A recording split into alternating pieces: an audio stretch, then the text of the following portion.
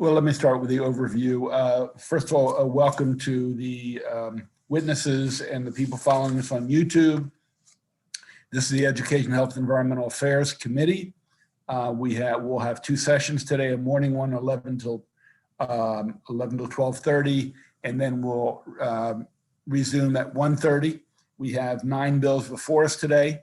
The order is as follows. 464 and 468, that's Senator West will start off. Then we'll go to Senator Peters, Senator Kramer, Senator Elfreth, Senator King's 2 bills, Senator Patterson, and then we'll follow with Senator Edwards. Because you have numbers of bills and a lot of work to do, testimony is limited by time. Primary witness following the sponsor gets up to 5 minutes, and subsequent people get up to 2.5 minutes. You are not required to use all the time. Some of the bills have no opposition, so we hope you react to that accordingly and are very concise. If you have favorable with amendments, please make sure you spend time on the amendments. Don't just laud the bill that you're supporting. I believe we have a quorum. I'm just doing a quick count.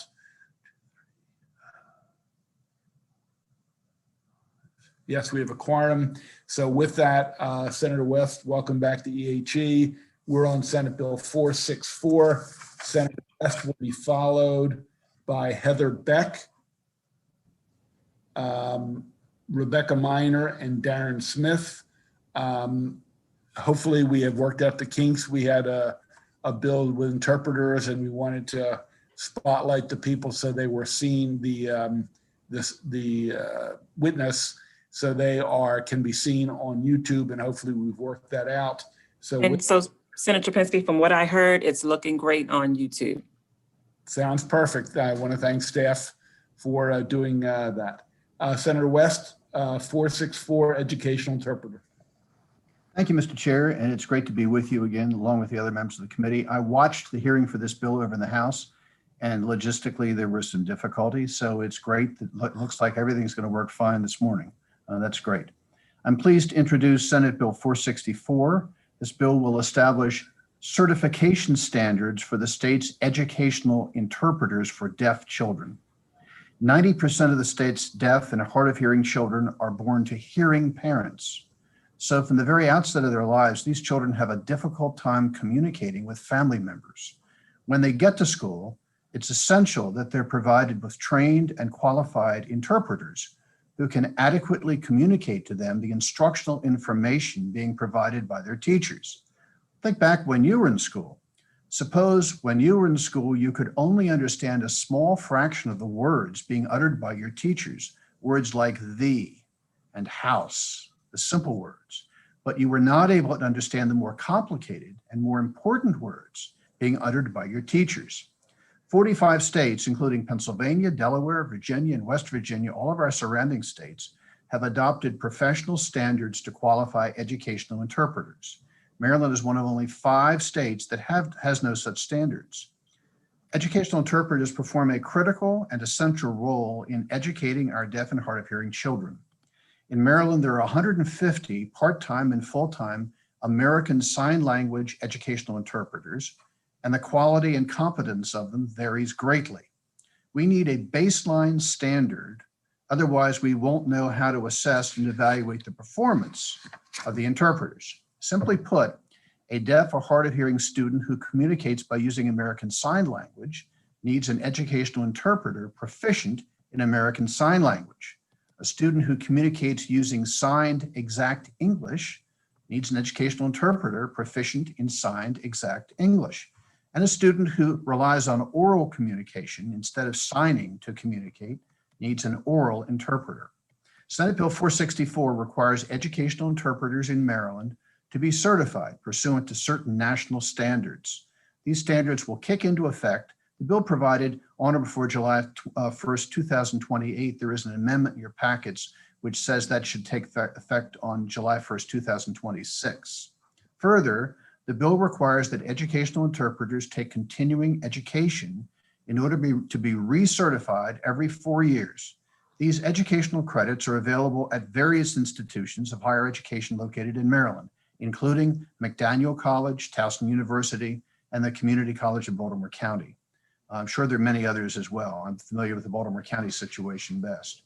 For these reasons, I hope you'll give Senate Bill 464 a favorable report. And now I turn the proceedings over to my three witnesses. Ms. Beck. Before we start, I just want to point out to the committee, we heard a similar bill from Senator King last week, which sets up a certification program for all interpreters across the state. Obviously, this is a subset of that. We'll have to take these bills and any others together to try to figure out what the right solution is. Okay. In the future, Senator King and I will have to work together on these things. Yeah. Okay. She's on screen too. Heather Beck. Good morning, Senators. I do want to start off by saying you mentioned the other bill, the all-encompassing Maryland Interpreter Licensure Bill, requesting certification under one governing body. Please consider the specialized area of education versus medical, legal, and theatrical settings. All interpreters should be qualified. Educational interpreters need a certifying body related to education. We are indeed fortunate to have the support of MSDE. We're here to address the necessary requirements for Maryland's educational interpreters working with deaf and hard of hearing students in a mainstream environment. The bill writing team and its stakeholders are asking Maryland to issue certificates to educational interpreters who meet the required criteria. My name is Heather Beck, and I have worked as an educational interpreter in Maryland for 22 years. I have a deaf 7-year-old son who is not mainstreamed. Because out of approximately 150 educational interpreters, there are perhaps 20 who meet the required criteria. The chances of my son working with one of the 20 is slim to none, and placing him with one who is unqualified is not his least restrictive environment, nor is it that of any other student. I have seen the harm caused by unqualified educational interpreters working with deaf students for 7 hours a day, every school day. Their sole means of access to curriculum, peers, and teachers is unknowingly disregarded because the majority of people in education have no guidelines to hire qualified people. They do not yet understand the effect it has on the education and mental health of these students. We have an opportunity to change this. Assurance that educational interpreters have the necessary skills can be assessed in one of two ways: national certification by Registry of Interpreters for the Deaf, RID, or high assessment scores on the Educational Interpreter Performance Assessment, EIPA. We are fortunate to have the support, like I said, of the Maryland State Department of Education. After we receive an MSDE certificate with initial EIPA scores of 3.7 or national certification, they will be required to renew every 4 years.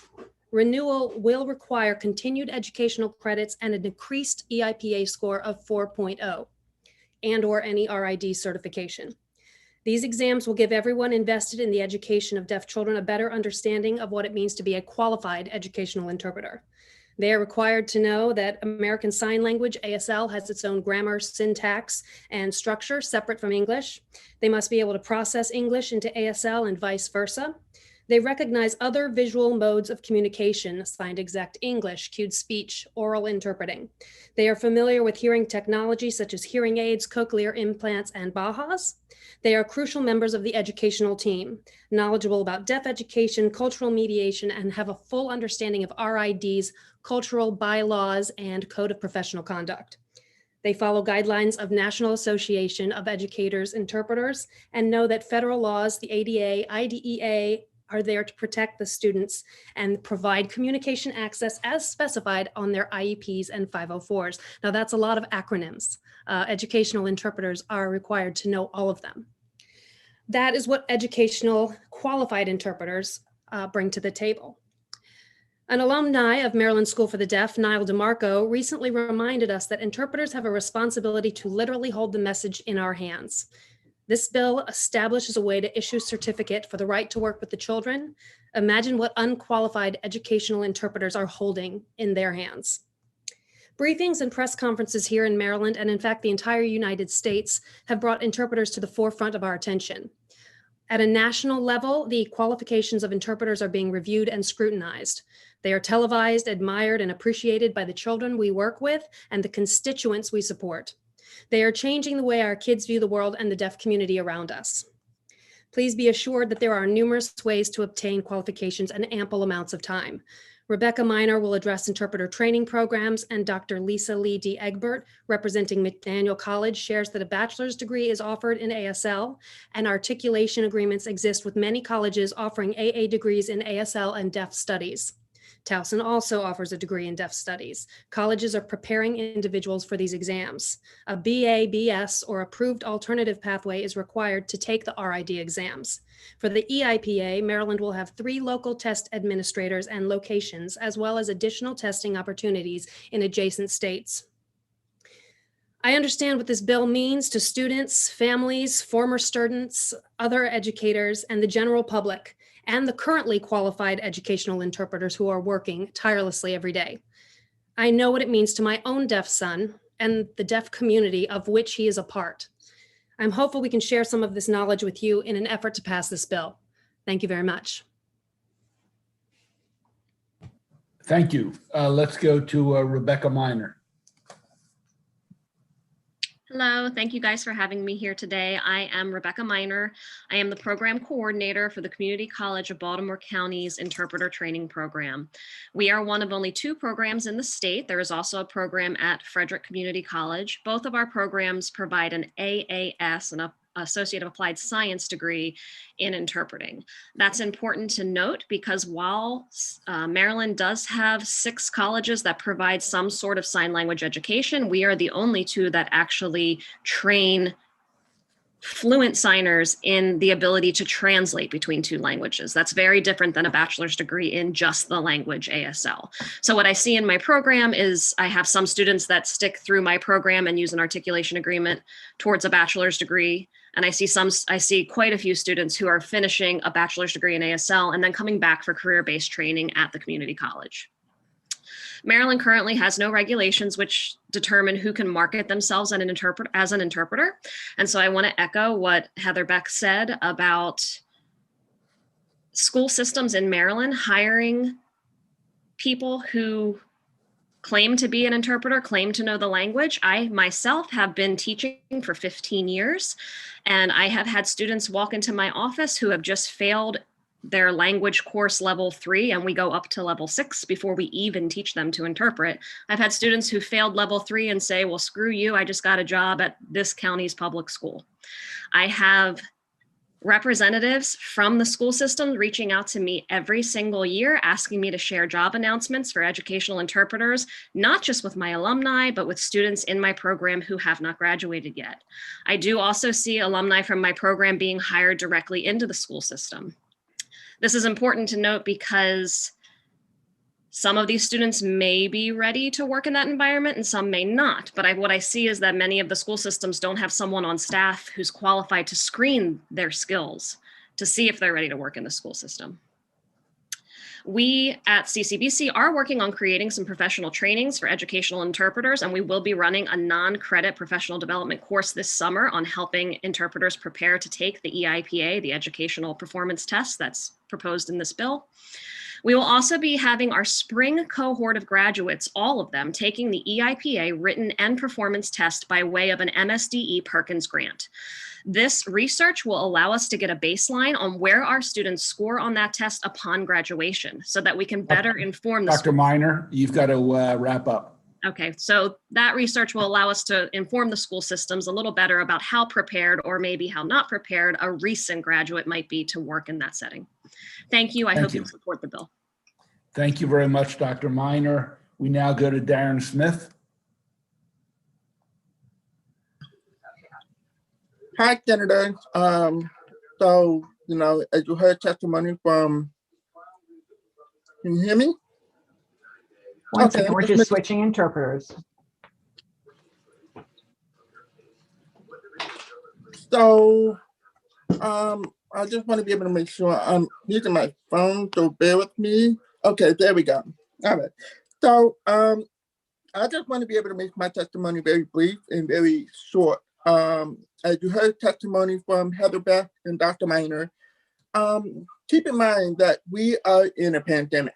So one of the things that this bill will do is force interpreters to be qualified in, especially when we have students who are doing virtual learning, not in the classroom. So at this point, I fully support this bill because I myself am a deaf person who needs this interpreters. And, oftentimes I do wonder about the competency in the classroom or in the field, one way or the other. So as I want to be able to say that, we have a duty to make sure that the students have equal access as their hearing counterparts. So this will allow the interpreters who are, number one, in the field, in the classroom, understand and be qualified to teach or to be able to provide that same level of access. And on that note, that's all I have to say. Thank you, Mr. Smith, for your conciseness and your comments. Okay, ladies and gentlemen, we'll open up the questions for the advocates. There is no signed up opposition. There are some favorable with amendments. Are there any questions from the committee? Seeing none, we thank all the people who testified, and we will consider all of your comments. That concludes the hearing on Senate Bill 464, Senator West. Now we'll move to Senator West 468, Baltimore County Board of Education Annual Budget, Conditions of Expenditures. Senator West will be followed by David Marks, and then we'll take questions and then opposition from Roland Patterson. Senator West, you're back on. Thank you again, Mr. Chair, and good to see you again. I'm pleased to introduce Senate Bill 468. This bill was triggered by a virtual meeting that the members of the Baltimore County Senate delegation held with the Baltimore County Superintendent of Schools and his legal counsel last December concerning the ransomware attack on Baltimore County school system. For those who are not familiar with what had occurred that precipitated this meeting, the day before Thanksgiving, the Baltimore County school system was shut down by a ransomware attack that hit all of its network systems. The cyber attack brought classes to a halt for days for the 115,000 students in Baltimore County. School officials publicly described it as a catastrophic attack on our technology system. An audit of the Baltimore County school system several years earlier had warned of vulnerabilities in the school system's computer system, and other school systems across the United States had been hit by similar ransomware attacks, demanding the payment of ransom as a condition of restoring access to their computer systems. Unfortunately, the Baltimore County school system never corrected the identified deficiencies, and a new audit issued just the day before the Baltimore County attack once again found significant risks in the school system's computer system. According to the new audit, the network was not adequately secured and sensitive personal information was not properly safeguarded. The Baltimore County Senate delegation set up a private confidential briefing with the school superintendent to find out what had happened, whether any personal student or family information had been compromised, and whether any taxpayer money had been paid in ransom to the hackers. What we encountered was a total stonewall. The superintendent did not answer our questions. Rather, the superintendent and his legal counsel responded to each question by reciting answers contained on a script. No matter how we reworded our questions, we received word for word the same prepared answers. To say the virtual meeting was unenlightening would be an understatement. During the meeting, several Baltimore County state senators of the other political party sent me text messages saying, "This is ridiculous." Over 2 months have now passed since that delegation meeting, and the Baltimore County school system has still not provided county elected officials with any information about the ransomware attack. Following the meeting, I contacted David Marks, who's with us and will testify in favor of this bill. He's a Baltimore County councilman, longstanding councilman in Baltimore County. I was told that the county council had held their own meeting with the school superintendent and had encountered the same stonewall. I inquired whether the county council had any way of requiring that as a condition of funding the school system, the school superintendent be required to provide the county council with relevant information about the ransomware attack or other information about the operations of county schools. He checked with the county attorney and was told that without permission from the state of Maryland, the county had no legal right to require the superintendent to provide any information about how the county school system is operating. This bill was prepared as a reaction to what I believe is an unacceptable situation. The Baltimore County school system receives billions of dollars of taxpayer money. There must be a functioning system of transparency and accountability so that when things like ransomware attacks occur in the future, there is a mechanism in place for county elected officials to obtain needed information about what happened, why it was allowed to happen, what is being done to solve the problem, and what's going to be done to ensure that the problem never recurs. Senate Bill 468 is very short and merely grants to the Baltimore County Executive and the Baltimore County Council the same right to fence off money in the annual budget of the County Board of Education that the General Assembly has to fence off money in the governor's budget. It provides that the county executive and the county council may prohibit the Board of Education from spending designated sums of money unless specified conditions are met. With the passage of this bill, the county executive and county council may, for example, provide that certain money in the school system's budget may not be spent unless the Board of Education takes measures to properly secure the school system's computer network, acts to safeguard sensitive personal information of the students and their families, and renders a report by a certain date about the ransomware attack. The Baltimore County school system should not have the ability to spend billions of dollars of taxpayer money while stonewalling county elected officials about what's going on in the school system. Now, let me turn to one or two other matters quickly. This matter has been brought before the county Senate delegation, and we're scheduled to make a decision on it tomorrow at our regular delegation meeting. So I will provide the committee with information about the decision the delegation makes with respect to this bill after our meeting tomorrow morning.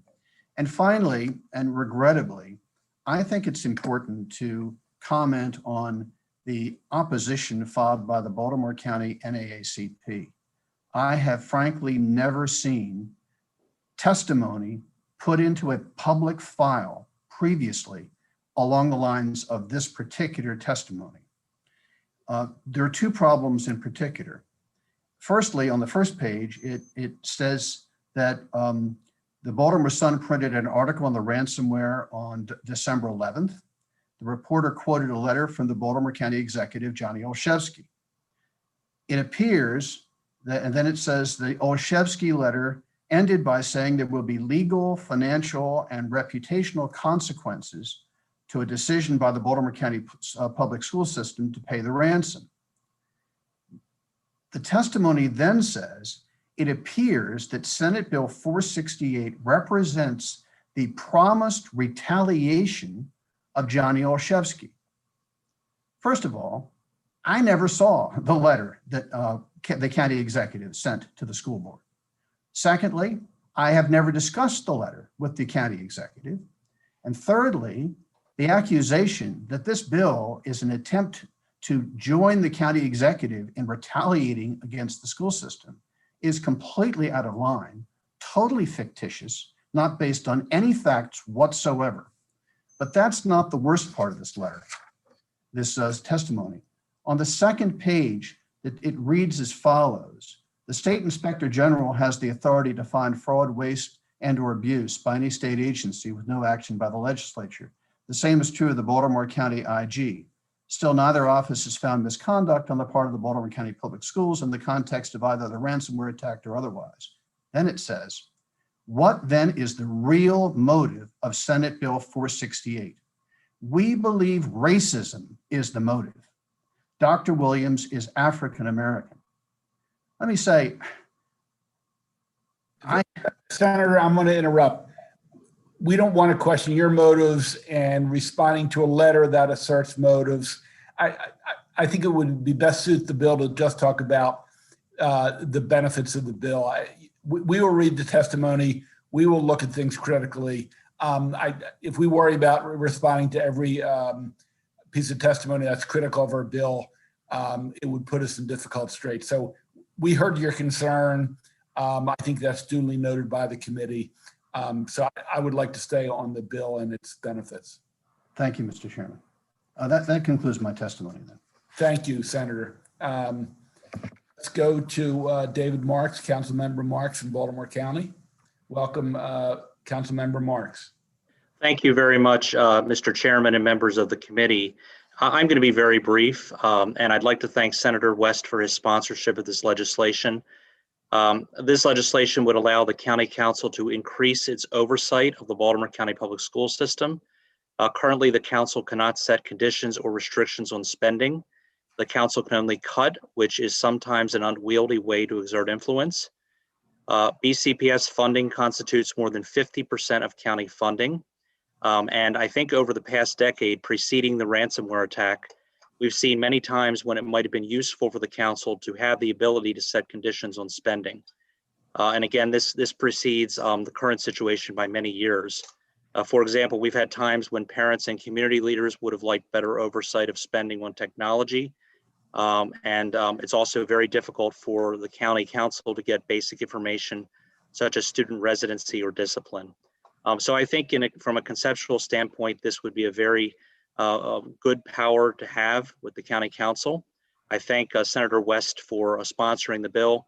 And I also want to note that the county executive has supported legislation that would allow for broader powers of our inspector general. If this bill is not adapted, I think that is also a very useful way to go. So thank you very much for your consideration. Thank you, Council Member. Questions for the sponsor or Council Member Marks before we go to the opposition?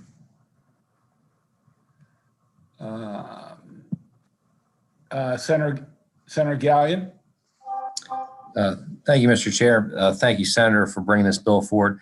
Just a question, since this seems directly just involving Baltimore County, is this like a delegation bill as a, I'm not sure how a delegation works there, but is this supported by the whole group of senators there, Baltimore County? Senator, that's a good question. Tomorrow morning, the Baltimore County delegation is scheduled to have its regular meeting and is scheduled to take a vote on whether or not to support this bill. So as soon as that meeting is over, I will provide the committee with information as to whether the bill has the support of the Baltimore County delegation or not. Thanks a lot. Sure. Seeing no further questions, we will go to the opposition. Excuse me, Mr. Roland Patterson, unfavorable. Mr. Patterson, are you with us?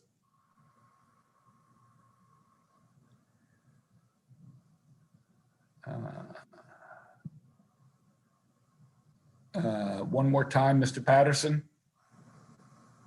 Ms. Stanton, is he among the people in the waiting room or not? I do not see, not see him, I'm sorry. No problem. That concludes the hearing on Senate Bill 468. Thank you, Senator West, for your two bills. Is Senator Peters here? If not, we will go to Senator King, who I know has been waiting. I am here. Okay, Senator Peters, I had you next. And I always need to go before Senator King. Very angry at me, but I have been here a little bit longer than her. So thank you, Mr. Chairman.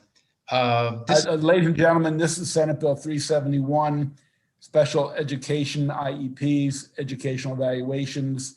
We'll hear from Senator Peters, followed by Lori Scott, Beth Stolte, and Andy Kolp. Thank you, Mr. Chair.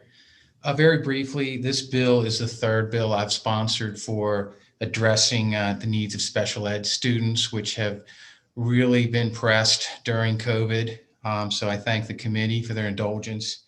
What this does is this bill authorizes a parent to request an independent education evaluation regarding a child's individual family service plan, individual education plan, or special ed services at the public's expense if the parent submits to the local school board system a written request for education evaluation, which is conducted by the local school system, and the local school system does not respond within 30 days of receiving the request, or approves the request, but the education evaluation meeting does not occur through no fault of the parent within 60 days of receiving the request. That's the bill.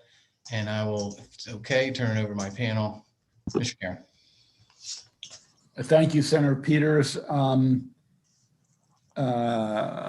As I said, we'll go to Lori Scott. Hi, good morning, Chair Pinsky and members of the committee. Thanks again for having me, and thanks Senator Peters for bringing this bill forward. I'm here to be in favor of Senate Bill 371. This bill is important to all of us as advocates because there are hundreds, if not thousands, of Maryland students who have requested an educational evaluation at some sort, either a full evaluation, OT or PT or speech evaluation before schools closed in March, or even to this day. I know in my district, and Ms. Stolte will talk about that, we have hundreds that need to be done. So what happens here is that districts have essentially left these children without appropriate accommodations and modifications to their current educational curriculum. So if a child's parents asked and signed a consent in January of 2020, and that evaluation was not completed or not started at all due to the pandemic, we've started another whole school year for a child without accommodations and modifications so that they can access and be successful in the general ed environment. So we are talking hundreds of students in the 24 districts over months, where some districts unfortunately could not figure out how virtually to do an evaluation and assess a child for an eligibility diagnosis under IDEA and or 504. Parents also have been asked by districts to sign a release to delay the compliance requirements by districts. I have one in hand, and it says, we're requesting your consent to extend the following timeline, an additional 90 days once students return to brick and mortar buildings and or face-to-face in-person assessments are able to be implemented to complete the process. This is necessary because we do not have enough data to determine eligibility. So not only are we months and months from the time the person's asked for the evaluation, but now even with brick and mortar, we are way into even the next school year. So this bill will stop that because that is extremely harmful to students and families who need their kid to be able to access the general ed curriculum, get specially designed instructions and accommodations. So this bill would force districts to follow the federal statutes for 60 days. And then if they cannot do it, to ensure that the child can have an outside evaluator to evaluate the student. So we have actually seen successful state complaints by MSDE with a remedy of the complaint to force the districts to do the IEEs. That shouldn't be the way this goes because parents can't always afford an advocate or an attorney to write those or to hire somebody to help them write these complaints. So this would stop the potential delay of delaying special education services to students who desperately need them. So I really hope that you will support this bill. Thank you, Senator Peters, again, and thank you for your time. Thank you, Ms. Scott. Beth Stolte, please. Hi, yes, thank you, members of the committee, for letting me speak today. I'm a Howard County resident in District 13, and I'm here to support this bill. The pandemic has brought to light many issues in our public education system for students with disabilities. The time it takes for an initial assessment or reevaluation for special education services is just one of these. Currently in Howard County, they are more than a year behind in evaluations. Of over 930 requests for evaluations last year, only 174 have been completed. It's only 18%. The other 82% of families are still waiting for an evaluation. Federal law has been violated for these families. Students are missing months of vital services. Their education, social, emotional development, and critical life skills are being adversely affected. These students are falling further and further behind while their families wait helplessly for the school system to get to their student in the queue. My own son is one of the many students waiting for his triannual evaluation. It's also a transition year as he's a rising sixth grader. Our request for evaluation went in December. With as far behind as the school system is, there's no chance they get to it before the transition meeting. Fortunately, he's evaluated once a year at a private speech office that he goes to for summer services. This and many other private therapy offices have remained open during the pandemic. I submitted his most recent one from May to his team. They reviewed it, and at a meeting last week, they did accept it, being that it was the exact same assessment they themselves would have used. But this is not the first time I've done this. In 2014, he was evaluated by a developmental pediatrician at Kennedy Krieger. Adding the diagnosis of dysarthria, dysgraphia, and low muscle tone from a nationally renowned center for treating children and adults with disabilities should not have been questioned at all. What I remember from that meeting with the school system was them saying, "We accept this evaluation, we just don't agree." What does that even mean? His services were not affected, but it was still a very confusing meeting that didn't need to be. Many families don't have the means, as I do, to have an independent evaluation done. And with the chance that it won't be accepted, the risk is just too high for those families. By passing this bill, all families will be able to request without costly and timely litigation an independent evaluation for the child at the expense of the school system, should they not be able to comply with the federally mandated timelines. We'll also make sure all families have an equitable path toward getting their students the services they need to have the free and appropriate public education that they are entitled to. Please support this bill, and thanks for letting me speak. Thank you, Ms. Stolte. Andy Kolp, please. Yeah, good morning, Mr. Chair and members of the committee. My name is Andy Kolp, and I'm representing the interests of the ARC Maryland. I'm here for the organization in support of Senate Bill 371, and you have my written testimony, so I will be brief in my remarks. Just going back to current law, it requires the school system provide a written response approving or denying a request for an IEP evaluation, also known as an IEE, within 30 days of the date the request was made. According to federal law, then they have 60 more days to complete the evaluation. But as you've already heard, these timelines haven't been met for a variety of reasons in Maryland, and there are significant backlogs in all of the counties. And Lori and Beth talked about the backlogs. So as we reopened in-person services, the school psychologists are not likely to be able to catch up on all these backlogs, in addition to keeping pace with new requests for evaluation. And so we need to address this concern and the needs of our school children with this common sense legislation now, which would expand on a law that was passed in 2019 by the state of Maryland to allow parents the opportunity to get independent evaluations. So finally, there's no current other remedy for a parent outside of initiating litigation if they're unable to receive a response for the request for an evaluation or receive a timely evaluation from the school system. So this bill would ensure we have another route to obtain an evaluation for children in need, and in such times as a school does not provide the evaluation within the 60 days time frame required by law. We urge the committee for a favorable report on Senate Bill 371. Thank you. Thank you very much, Ms. Kolp. I do have, okay, we'll go to Senator Riley, Senator Rosa, followed by the chair. Thank you very much. Real quick question, Senator Peters, effective date of the bill. Is this an emergency bill? It is not. I have it right now. It's July 1st. Okay, we may want If he chooses to do so. as we test the support of the committees. Okay. Thank you. Senator Carozza.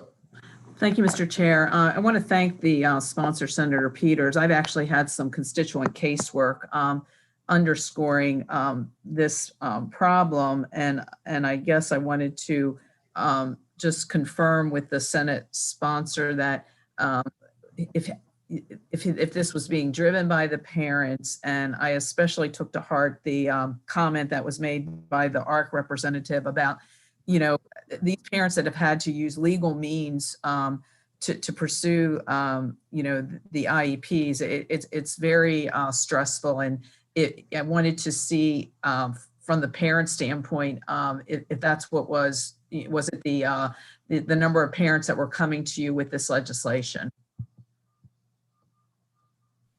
The parents that are coming to the ARC with these concerns have been struggling throughout the entire pandemic, and they've been waiting for the evaluation that would give them additional resources and support for their child to access education. So they had trouble before the pandemic hit, and now it's amplified by the pandemic, and some of their kids haven't accessed school since the schools closed. They don't recognize the computer as their teacher. They shut the screen and walk away. They're not getting speech therapy. They stop talking, things like that. It's devastating. And I know Disability Rights Maryland has a number of cases that they've taken on from these parents. And Lori Scott, who also testified is connected with a parent who has initiated litigation to get the evaluation.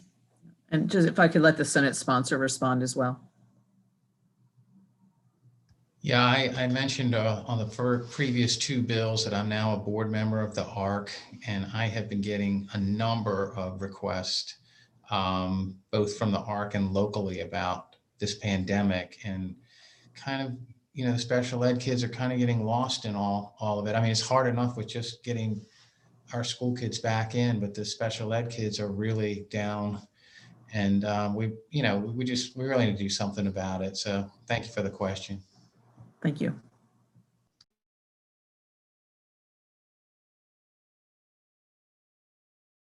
Thank you. I have one question. And as I read the bill, and I understand the timeline problems and how these are dragged on, but if the school system gets a request and they have to respond within 60 days or else pay for the independent assessment or eval, it seems to me many school systems are just going to do a no. They're going to say no, no, no to stay within the timeline. And that it could be actually counterproductive in some ways. Again, if I want to decrease liability and I'm a school system, and I think 40, 50, 80% of these requests we would deny anyway, don't you think there'll be a lot more no's on this framework? Can I just chime in for 1 second, Senator Pinsker? And thanks so much for the question. The issue is that we want the school district to do their job, right? We want them to evaluate the student. So this would be, if they can't evaluate the student, what do? We can't just sit there and hang out. We're asking them to evaluate. So hopefully, they do their job by having this legislation will ensure that they go ahead and figure out how to do it. There are some districts who are evaluating students and doing fine virtually. So, ultimately we want them to do it. The thing is that if not, then we have nowhere to go except our procedural safeguards. So. Right, Ms. Scott, but the bill says if they disagree with the educational evaluation, you could have lots of people who disagree with it. And then it goes to the school system, and the school system knows that they've got to respond within 60 days or they have to pay for another evaluation, independent evaluation. I just don't know if it's going to push the school system into simply saying no to anybody who's not happy, rightly or wrongly, with the initial evaluation. And that can happen anyway, right? So if the school system evaluates the student and then I go out and get an IEE because I disagree with their evaluation and I bring that back, they can still disagree. But then at that point, we have to figure out what do we do next in due process. And yeah, some of these probably would end up in litigation. But the whole purpose of this bill is that, when 60 days goes by, we have nothing at this point because the pandemic is here and these districts are just getting a pass. And that's really unfortunate for students. So there are two aspects to the bill. One is if the backlog of the educational evaluations is such that it's not even being done initially, and it, like you said, 3, 6, 9, 12 months behind. And then the second one is a disagreement with the evaluation. So there are two different problems being wrapped into one bill, I guess, is my only question. And I understand one a little more than the other. That's all. Well, the school district does have a list. So if I request an IEE for my daughter, they give me a list of the people in the community who may be able to help, as well as whatever they want the evaluator to know and to have certifications for and those types of things. So that might be another discussion, is that maybe we have discussion about hopefully that list, that the school district has a list of people that they've used and they liked, that we first go after that list before we go outside of that. At least there could be some agreement then maybe between the parents in this district. No, thank you very much. There are no more witnesses. There is no opposition. May did not testify, nor did Pazan. So that concludes the hearing on Senate Bill 371. I want to thank all the witnesses for their patience and for testifying. Thank you, Senator Peters, to forward this legislation. Thank That you. concludes 371. Senator King, are you still with us?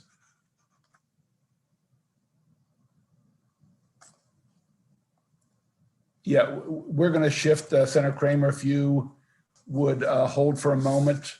We're going to take Senate Bill 432. That is electronic book licenses access. We'll begin with Senator King, and that'll be followed by Michael Blackwell, Tanya Atkins, and Anita Vasilo. And there is no opposition, oral or written, in our file. With that, Senator King, welcome. Thank you, Mr. Chairman, and thanks for sneaking me in here. It is the current practice of some of the larger publishing companies to prohibit or limit access to electronic book titles to public libraries. Publishers like Amazon and Audible have over 20,000 exclusive titles, which they will license to individuals, but not to public libraries. And some publishers who do license to public libraries will do so only after the title has been out for 3 months or more. Senate Bill 432 will require a publisher who offers to license an electronic book to the public to also offer reasonable terms that would allow public libraries to provide their patrons access to the electronic book.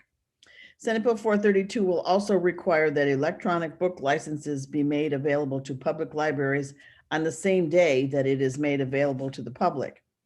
What Senate Bill 432 does not do is set pricing on titles. It merely stipulates that terms be reasonable. The bill also gives publishers protections and allows them to limit the number of users who can simultaneously access an electronic book and limit the number of days a user can access an electronic book. I'm also offering an amendment that will include audiobooks as part of this legislation. And from their beginnings, our public libraries have offered our residents access to material that they might not otherwise be able to afford. This legislation will protect our public library users and allow our public libraries to continue their mission of offering free and open access to a broad range of materials and services. And so I request a favorable report on Senate Bill 432. Thank you, Senator King. And again, let me reiterate, there's no opposition to this bill, so the witnesses can respond accordingly. Mr. Blackwell, St. Mary's County. Chair Pinsky, Vice Chair Kagan, and distinguished members of the Education, Health, and Environmental Affairs Committee, thank you for this opportunity to testify. Senator King, thank you for your unfailing support of Maryland libraries. You're one of our heroes. I am Michael Blackwell. I work on ebook and audiobook issues with library colleagues internationally in a group called Readers First, and nationally as a member of the American Library Association's Joint Digital Content Working Group. But I'm addressing you today on behalf of Maryland readers as the director of St. Mary's County Library in beautiful Southern Maryland. On behalf of those readers, I ask you to give favorable consideration to SB 432. So here's the problem, and Senator King has set it out, so I will not name companies at this time. We work as partners in literacy with nearly all publishers, but increasingly, a number of publishers are withholding their ebooks and digital audiobooks from libraries. They make them available for sale, but they won't let libraries have them. This is a national issue, but we're seeking a Maryland solution. Libraries are shut out of tens of thousands of high-quality books. Library readers and listeners can't experience them. So imagine you're sheltering at home because of the pandemic, or maybe you've even lost your job because of that pandemic. You hear about a wonderful book about retooling your skills to re-enter the job market. You'd really like to read it. Like millions of your fellow Marylanders, and I hope like you senators too, you decide you'll get it digitally from the library. You look for it on your library site, it's not there. You check Amazon though, and you find you can buy it for $14.99 for an ebook, or get an audiobook for $39.99, or it might even cost more. Why doesn't the library have it? It's not that we don't want it, We just can't get it for you. We are not allowed. You should not have to have a credit card to be an informed resident of Maryland. So how will this bill help?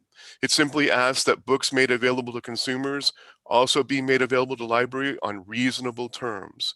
This is not an anti-publisher bill. You're not being asked to intervene in the marketplace between libraries and publishers. Publishers will have full say in what they think is reasonable, though we hope they're going to work with us on something like price. We're paying agreed upon prices, and we're using the content only as those publishers stipulate.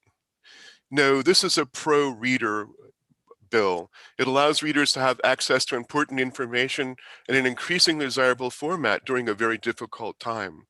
Even before the pandemic, Maryland libraries were seeing double-digit growth in digital content use. The pandemic has just made that skyrocket. My library is up 40% over last year at this time, but thousands of titles we simply cannot offer. Now, this practice is really problematic for Maryland libraries too.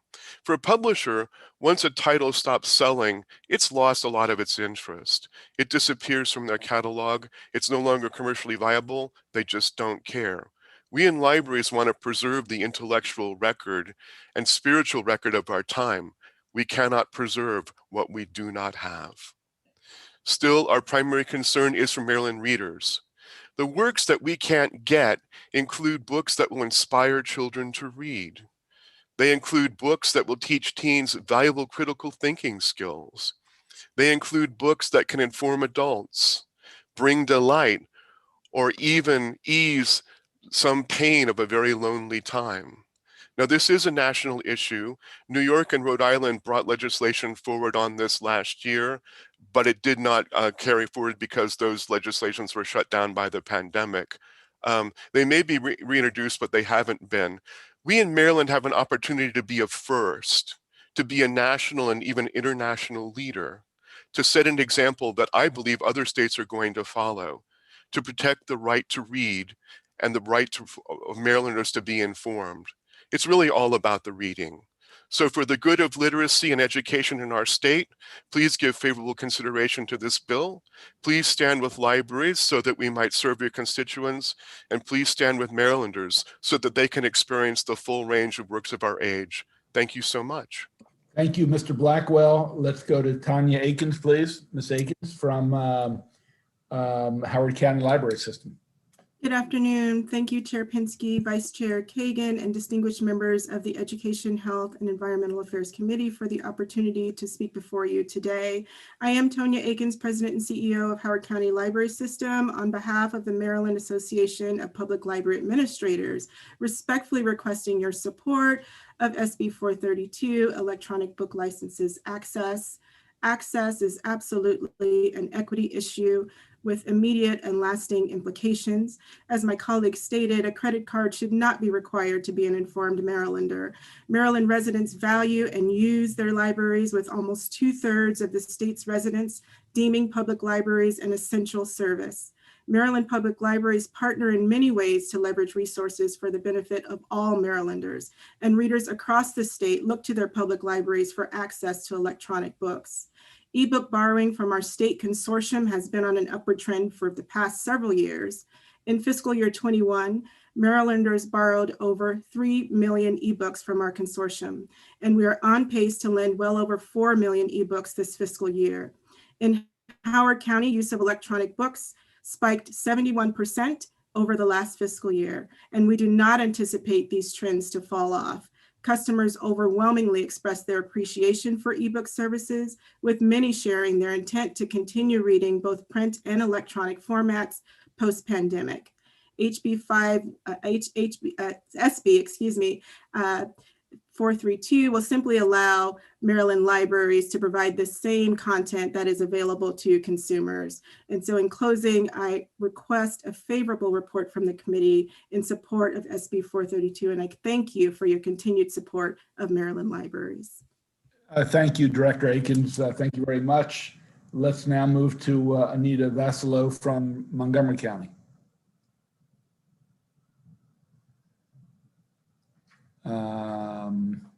I don't see I don't see Ms. Vasilo. Okay. Again, there is no opposition. Hopefully the committee will take this bill up. Anita Vasilo's name, she's in the room. She's just muted.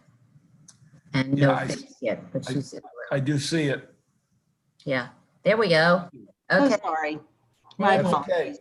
okay. Senator Kagan, thank you for getting me in there. Yep. So good morning. Thank you, Chair Pinsky, Vice Chair Kagan, and members of the Health, Education, and Environmental Affairs Committee for this opportunity to address you. Thank you, Senator King, for bringing your sponsorship of this bill. Montgomery County so appreciates Senator King's support of her community.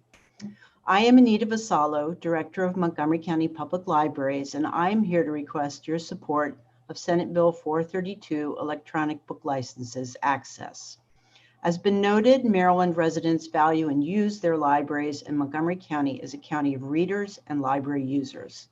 Montgomery County, as one of the Maryland public library systems not part of the state e-book consortium, focuses its collection spending on ensuring that the over 1 million residents of our county have access to the materials they need and desire. Equity of access is an extremely important issue for MCPL in its service to its community. Our circulation of ebooks and e-audio has shown a steady increase in demand over recent years, with the impact of COVID-19 spurring this increase. From the beginning of the pandemic in March 2020 to the end of the year, MCPL circulated over 1 million e-materials to Montgomery County cardholders. We are asking that public libraries in the state of Maryland be allowed to provide ebooks and e-audio to our communities without publisher practices that impede and block our ability to do so. The types of exclusive publisher practices shared by my colleagues affect our residents with income limitations. Not everyone can afford to purchase all the book titles they would like to read or the ones they need to have access to. These titles are critical to develop and improve literacy skills of children, to support adult and youth personal development, and to provide that wonderful ability to imagine other worlds, other possibilities, and other peoples that free access to literature offers. And so I request a favorable report from the committee in support of Senate Bill 432, and I thank you for your continued support of Maryland libraries. Thank you, Ms. Vasilo. I'm glad we were able to get you in. Are there any questions for the advocates? Senator Kagan. Thank you, Mr. Chairman. First off, thank you, Senator King, and thank you to the three witnesses for their compelling and articulate testimony. We're grateful for all that you do.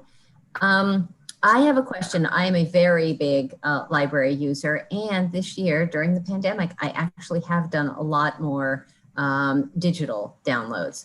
I am curious whether this bill, and I heard what it does do, is there anything about how hard it is to renew a title that is in our catalog? Is that related at all to the problem that you're talking about? Not in this bill. Okay. Okay. All right. Thank you very much. Okay. That concludes the hearing. About that. Yeah. That concludes the hearing. I'm sorry? Thank you, Mr. Chairman. Sorry, done. That concludes the hearing on that piece of legislation. Senator King, we're going to go to 436. You're the best. I'm sorry? You're the best. Thank you. I might come to you on a couple of votes. Senate Bill 436, and then Senator Kramer, we're going to try to get to you before the break at 12:30. We'll just have to play that by ear. Senator King will start. She'll be followed by Christina Pooch, then Diane Malott. I hope I haven't butchered that, and Emily Samuels. There is no opposition on this bill. Senator King. Okay, thank you, Mr. Chairman. We're going to keep this brief today. I have heard from both daycare providers and parents about the severe shortage of daycare providers in the state. And that problem has increased since quite a bit since the start of the pandemic. Senate Bill 436 is one small step in an attempt to lessen this shortage.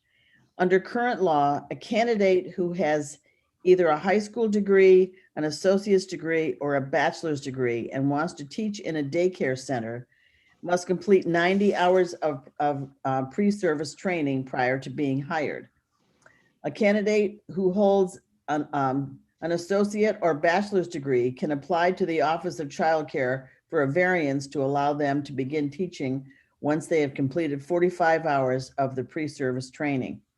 Senate Bill 436 will allow candidates with an associate or bachelor's degree in early childhood education or a related field to complete the 90 hours of pre-service training within 6 months of employment. Senate Bill 436 also allows candidates with an associate or bachelor's degree in a non-related field to begin employment once they have completed 45 hours of pre-service training. They would then have to complete the remaining 45 hours within 6 months. No variance from the Office of Child Care would be needed. And again, this legislation is just a small step, but it will help child care center directors fill vacancies, recruit quality candidates, and get them into the classroom with fewer delays. And I ask for a favorable report on Senate Bill 436. Thank you, Senator King. Let's go to Christina Pusch. Great. Thank you. Thanks, Chair Pinsky, Vice Chair Kagan, as she has been a great supporter of the child care community. Esteemed EHEA Committee, for the opportunity to testify today, and enormous thanks to Senator King for her leadership, unwavering support of child care programs, and most importantly, for the children and families across the state. I'm Christina Pusch, Executive Director of the Maryland State Child Care Association, representing over 400 licensed child care programs and 4,500 early childhood child care professionals working in licensed child care and nursery school programs throughout Maryland. You have my testimony. I will be very brief. The intent and effect of this bill is to create a more reasonable alternative pathway and procedure for quality childcare teachers to be hired, trained, and evaluated. It's important because the number of childcare providers and programs was shrinking pre-pandemic and is much more of a crisis since COVID-19. It is consistently becoming more and more difficult to find teachers to hire, to nurture, care for, and educate Maryland's youngest children. Our members have been shared frustration and fear as the pool of viable candidates that are qualified as childcare teachers in Maryland continues to decline.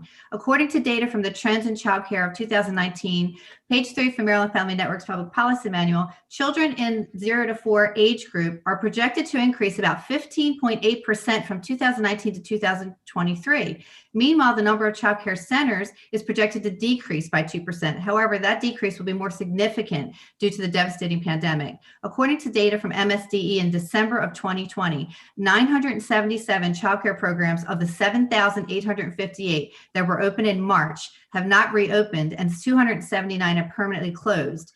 Closures equate to significant losses of workforce and slots for children. Nationally, there's a critical workforce shortage, and in childcare in Maryland, we are here to let you know there's one in our state as well. Workforce shortages impact parents' access to much needed childcare programs. Insufficient childcare options also leads to increased illegal, unlicensed choices, which have poor outcomes for children. We believe Senate Bill 436 is a step in the right direction to begin to address the real concerns related to the barriers in developing a workforce by expanding qualifications and competencies, building capacity for a qualified workforce, and encouraging career changers to enter into the early childhood field. Currently, there is no time frame for approval of qualifications from the Office of Child Care. SB 436 would alleviate some of the need for the Office of Child Care variances and would create better pathway to expedite qualification processes. This bill would also increase access for families to child care because delays in approval of qualifications to hire staff results in classrooms remaining to be closed or potential candidates moving on to other opportunities.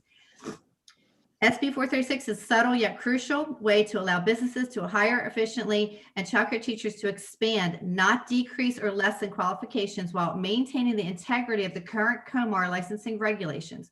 Allowing a degree teacher to be enrolled in the 90-hour training within and complete within 6 months in a classroom enhances it and becomes more meaningful. This legislation also aligns with the steps towards pre-K teacher qualifications conveyed in the Kerwin Blueprint for Maryland's education legislation related to expansion of pre-kindergarten, which includes diverse delivery and community-based settings with a qualified workforce. And for these reasons, I conclude and urge a favorable report. Thank you. Thank you, Ms. Pusch. You need to take a breath. Trying to hurry. I'm not sure if you're working on speed reading in your child care center, but you covered a lot. Let's go to Diane Mellott or Mellott. It is Mellott. You were correct. Thank you. Good morning, and thank you for the opportunity to speak with you today. Thank you, Senator King, for your unwavering support and leadership regarding Maryland's children. My name is Diane Malott, and I am the COO of Place Centers, Inc., a not-for-profit company that has been providing care and education to children in Baltimore County, Baltimore City, and Anne Arundel County since 1982. Prior to the COVID-19 pandemic, we employed approximately 200 teachers with more than 1,000 children enrolled. I am here today to testify in strong support of Senate Bill 436, a bill that supports our efforts to hire strong candidates for our programs. I am proud to say that I have been affiliated with Place Centers, Inc. since its beginning and have had the opportunity to experience firsthand the evolution of early care programs, increased program accessibility, increased program quality, increased need for care at earlier ages, and more. Unfortunately, over that same time, there has been a decrease in the number of teachers in the field. This workforce shortage is national, but more importantly, it is here in our counties, in our neighborhoods. The staffing shortage was a crisis prior to the COVID-19 pandemic, and it is an even greater crisis now. As of today, Place Centers, Inc. has enough teachers to properly staff each of our open classrooms, but also as of today, we have only recovered from the impact of the pandemic to just over 40% capacity across our programs. As families return to the workplace process, despite carefully designed and orchestrated recruitment and hiring, we will continue to move mountains to be fully prepared to meet the need. Senate Bill 436 provides an alternative pathway to achieving our goal of fully staffed classrooms for all children in all programs. This idea is similar to the alternative pathway concept provided by MSDE to recent college graduates or career changers who want to become school teachers. This creative approach to more fully developing the teacher candidate pool is a great idea, and we are hoping for a similar opportunity through this bill. We genuinely appreciate the widely diverse teaching community in our early care and education programs, and we are hoping that our teaching community can be positively expanded even more through this bill. Place Centers, Inc. joins my colleagues in fully supporting Senate Bill 436. Thank you, Ms. Malott. Let's go to Ms. Samuels, please. She is our last witness on this bill. Ms. Samuels. Absolutely. Thank you. Good morning, Senators. Thank you, Senator King, for your leadership and support of this bill. I am Emily Samuels. I've been in leadership at Celebrity School for the past 13 years. I am personally a Hartford County resident, but professionally I work in and represent 7 counties in Maryland as a regional director. Currently at Celebrity, we operate 24 schools in Maryland with over 1,200 employees and serve over 3,000 young children. We were proud to have been open to serve essential personnel the entire time during the COVID-19 pandemic, and we continue to grow as we meet the needs of our children and families in Maryland. My written testimony is available, and I echo Chris and Diane in their statements, so I'll be brief with just a few observations. Stable quality childcare is essential, and we need to work to maintain the access to care that we currently have for families, increase access as people are going back to work, and alleviate barriers. We have also experienced many of the delays and inconsistencies in approvals that Chris indicated. And in order to operate quality programs, we really need to be doing something concrete about the staffing shortage that still results in higher quality teachers. This bill can do that. Under current regulation, a person with a bachelor's degree that has not yet obtained an additional 90-hour certificate is not considered certified to work as a teacher. This is a barrier to career changers and prevents us from being able to hire top talented teachers, especially coming from other states where the 90 hours isn't required, and it greatly contributes to the staffing shortages that we already have. This outdated regulation is also not in line with current Maryland accreditation standards, which requires teachers to be degreed. So there's an inconsistency there. It is commonplace in many industries to allow a degreed person to begin working and complete a specific professional certificate within the first few months. We're asking the same for childcare. Children and families are the ones who suffer from having staffing shortages in essential fields. Passing this bill allows us in childcare to hire a more diverse and educated workforce through a more accessible hiring process that actually results in a higher qualified teacher after just a few months. It's a win for all of our stakeholders. Thank you for your consideration of this bill, and we at Celebrity School appreciate your support. Thank you, Ms. Samuels. Seeing no questions, that concludes the hearing on Senator King's second bill. Thank you all for your patience and testimony. Thank you, Senator King. Thank you. Senator Kramer, are you with us? We can try to knock your bill out before we take our break. Senator Kramer. Senate Bill 409, County Boards of Education Therapy Dogs. Senator Kramer will be followed by Harriet Kuhn, Kathy Klotz, Nancy George Michelson, and then Mary Margaret Callahan. And then we have one opponent, Mr. Williams. Welcome, Senator Kramer. Thank you, Mr. Chair, Madam Vice Chair, members of the committee. Ben Kramer introducing Senate Bill 409.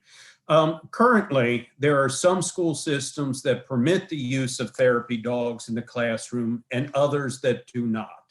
This bill clarifies that issue by allowing the use of therapy dogs in our public schools. So what is a therapy dog? To answer that question, let me begin by explaining what a therapy dog is not. A therapy dog is not a service animal. A service animal is defined as a dog that has been individually trained to do work or perform tasks for an individual with a disability. This can be a dog trained to assist an individual who may be vision impaired, or a dog that may be trained to signal high or low blood sugar levels for a diabetic. Service dogs are addressed under federal regulations. This is not that issue. This bill addresses therapy dogs. Therapy dogs are trained to work with their handlers to come into a classroom as part of the planned curriculum. Therapy dogs are used in a classroom environment to help relieve stress and depression and the anxiety that children may be dealing with, and to help facilitate their learning. Therapy dogs are used in a myriad of circumstances because of their proven calming therapeutic effect. They are used in times of disaster response. They're used in hospitals and nursing home settings. Senator Simon Eyre has a bill this session to provide them access to veterans in our courts. Therapy dogs are proven to improve learning in a school classroom setting, and there are witnesses signed up who will share with you the vast benefits of utilizing therapy dogs in our public schools. The bill provides that each county school board will have full control over the policies as to how the use of therapy dogs will be implemented. The bill furthermore lists all of the standards, certifications, and requirements to qualify both the dogs and the handlers. Committee, there is an amendment that was sent today that supersedes one that was sent a couple of weeks ago. The amendment that was sent today, I believe, utilizes definitions that are similar to those that are in Senator Simon Eyre's bill to maintain conformity. So I will ask that the committee look at that amendment, the one that was sent today.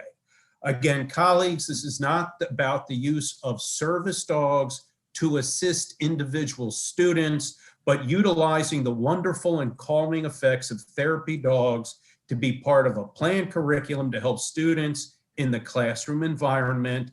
And if I didn't mention it before, there is absolutely no cost, zero, none, nothing to anyone with passage of this bill. With that, committee, thank you very much for your time. Thank you, Senator Kramer. Let's go to Harriet Kuhn, please. Good afternoon. I want to start my testimony on a light note. I have actually a real life therapy dog right here. And I just want you to note behind me that the print is raining cats and dogs. So I thought I'd start on a light note and then give my testimony. Good afternoon, Chairman Pinsker, Vice Chairman Kagan, honorable members of the committee. It's so nice to see you all. Thank you for considering this fabulous bill. I'm Harriet Lorensky Kuhn. I have been a school psychologist for 30 years. I work in Montgomery County Public Schools. I'm not representing them, but I had come before the Ways and Means Committee in the House last year. Cozy Girl and I did, and Cozy spent the entire hearing sitting on Michelle Guyton's lap. So the committee was able to see firsthand the magic that a therapy dog can bring to a room. But I'm here today and I testified yesterday as well in the House, as it is cross-filed, but I would like to tell you about the passion that people who work in schools with therapy dogs have for helping children and what actually therapy dogs do. Over the years, and Cozy, she doesn't look her age, but she's she's probably between 13 and 14. She's a rescue. But she has helped me to bring great success to using a therapy dog with children in schools. Therapy dogs create magic. They're needed now more than ever. It's hard to find any program that matches having a kind and compassionate trained dog in a school being there to assist children. That is why Senate Bill 409 must be passed. I'm going to elaborate now and tell you why this bill is so important to students, staff, and families of Maryland schools, especially now. We have a wide range of students who attend Maryland schools from Head Start to high school, special education to general education students. And as you all know, we are currently experiencing a once-in-a-lifetime pandemic where children have been out of school buildings for a year and have been engaged in virtual learning. Once it's safe to return, children will need a wide range of mental health services. We're already seeing it over Zoom. So when we get back into the building, it's going to be needed even more. So I want to convey to the committee that therapy dogs provide emotional and social support for students, and the data-driven research shows these specially trained dogs improve well-being and mental health. Children exposed to dogs are naturally able to learn about kindness, empathy, self-control. When there's a friendly dog in a school environment, staff and students really thrive. We will need as many student supports as are available to assist in meeting the needs of all students when we can safely go back into the school buildings. Therapy dog programs rely on volunteers, so as Senator Kramer said, this is a no-cost way to provide mental health services to children in school. And when therapy dogs are allowed in schools, students benefit. They make improvements in the area of social emotional functioning, gross motor skills, as well as reading and language skills. And research really shows us that that the dogs help the children build confidence, allow the children to grow, develop in order to reach their maximum potential. Dogs in school provide comfort and an unparalleled sense of normalcy for students, which is going to be a huge area of need right now. So about Cozy Girl real quick, she loves everyone. She's my therapy dog. She works in 2 Montgomery County schools with me. She's been tested, is registered as an American Kennel Club therapy dog, an Alliance of Therapy Dog, and a Canine Good Citizen. She always comes to school to work, and she works as needed with the counselors, with teachers, and some of the issues that students who work with her have been experiencing is suicidal thoughts, anger, depression, anxiety. And it's really remarkable to watch, but what she does is she helps them calm down, refocus. Ms. Kuhn, you're going to have to wrap up. Yes, I am. Sorry. This is better to having a therapy dog instead of calling a parent. So in summary, all Maryland students should have access to working with a therapy dog in their school if it will benefit them. Thank you so much for your support. Thank you, Ms. Kuhn. Ms. Klotz.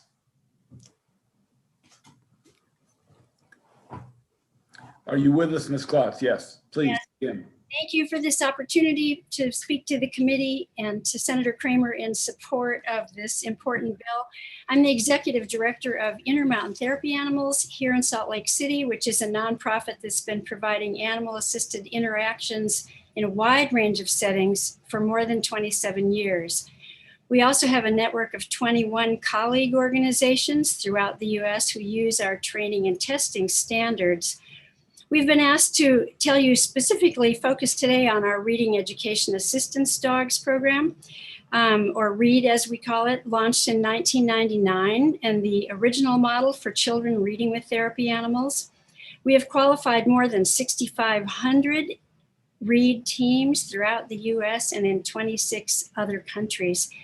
READ's a serious literacy support intervention. It's based on solid educational models. It's not just a gimmick or a distraction. The first priority of teachers, parents, and all school personnel is, of course, the safety and well-being of their students. We share those concerns, which is why therapy animals must be rigorously trained, tested, licensed, and insured for liability. When the standards are high and all the precautions are in place, therapy animals are incomparable catalysts and motivators. They very often advance individual therapeutic and educational goals in ways that people cannot. READ teams help children not only improve their basic reading skills like fluency and comprehension, but so much more.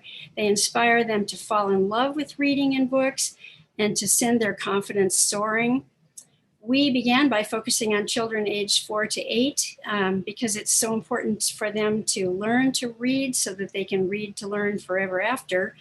But since then, we have worked with all ages and abilities, including those who are learning to speak English. We have endless testimonials and awards for READ, but the most important thing to us is the impact this program has on each and every child one by one. In the motivation department, this is a typical response. A little boy who went home and said, "Mom, I just had the best day of school in my life ever. I got to read to a dog." So that's the kind of things that they tell us. As a team with my own Australian Shepherd for 8 years and executive director since 1997, I've been witnessing these benefits in thousands of encounters myself.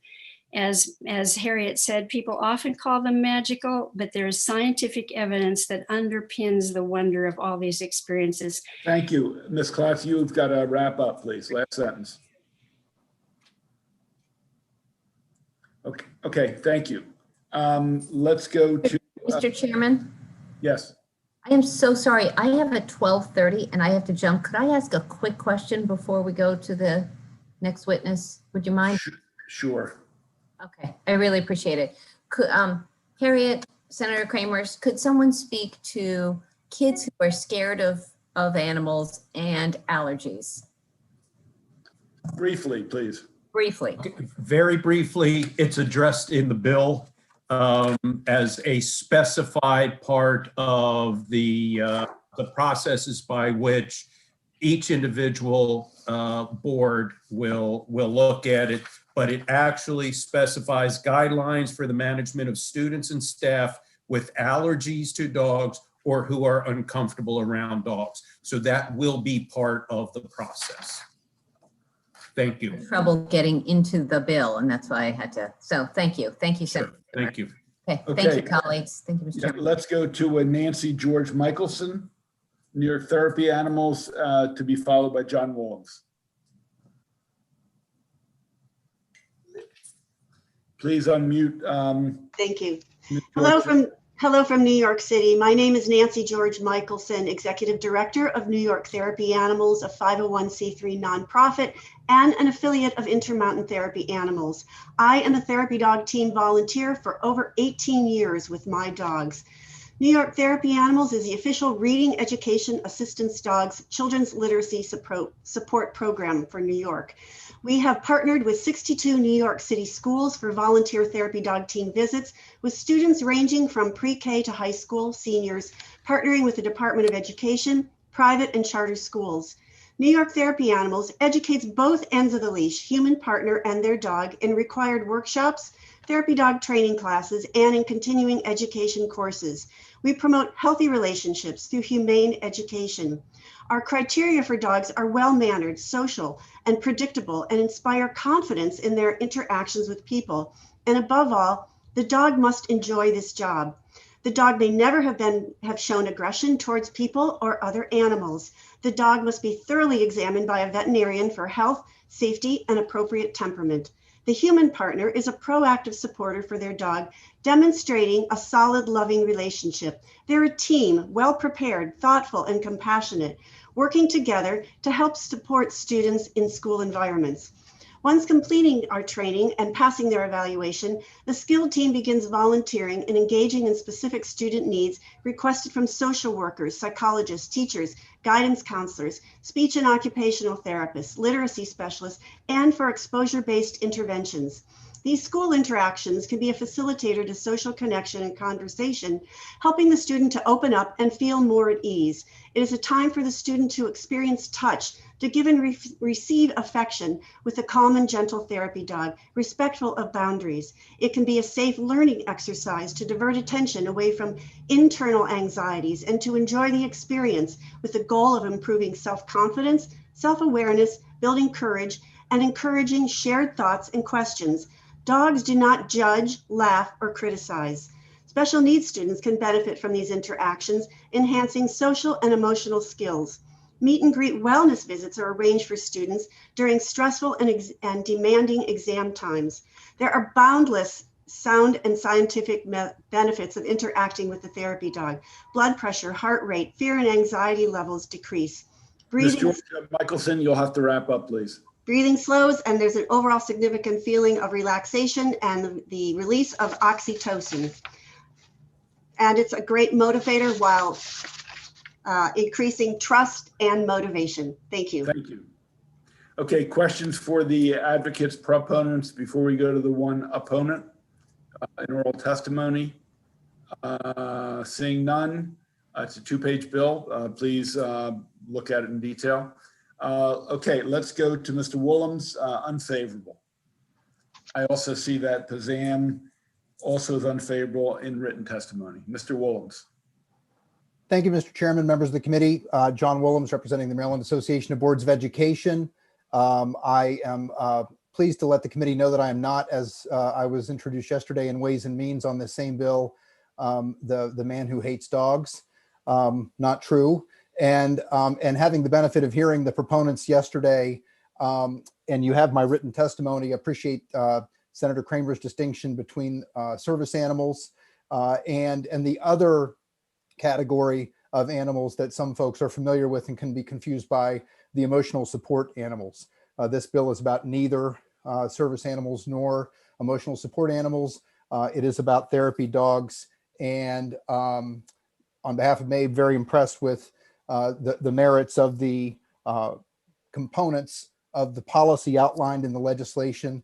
We would ask that rather than be mandated to adopt such a policy, that school systems be provided the option, and that rather than school systems basically changing the shall to may, that school systems may authorize this. It was clear from the testimony that there are questions from teachers and principals and others in the school system as to whether there's even express authorization for school systems to engage with the nonprofits that typically provide therapy dog services. And so it would certainly benefit school systems and the delivery of this service at the discretion of the school system to have legislation that says, yes, you may, and if you do so, you need to have a policy that includes these components. And so essentially converting Mabe's opposition position to a support with amendments position in favor of providing discretion rather than the requirement to do so. Thank you. Questions for Mr. Woolham's? Questions for Mr. Woolham's? He has changed his position from opposition to favor with amendments, going from shall to may. Seeing no questions, that concludes the hearing on that legislation. Committee, we will now recess until 1:30, and then we'll pick up with the last few bills. Hopefully it'll be an early afternoon. Thank you. We are recessed.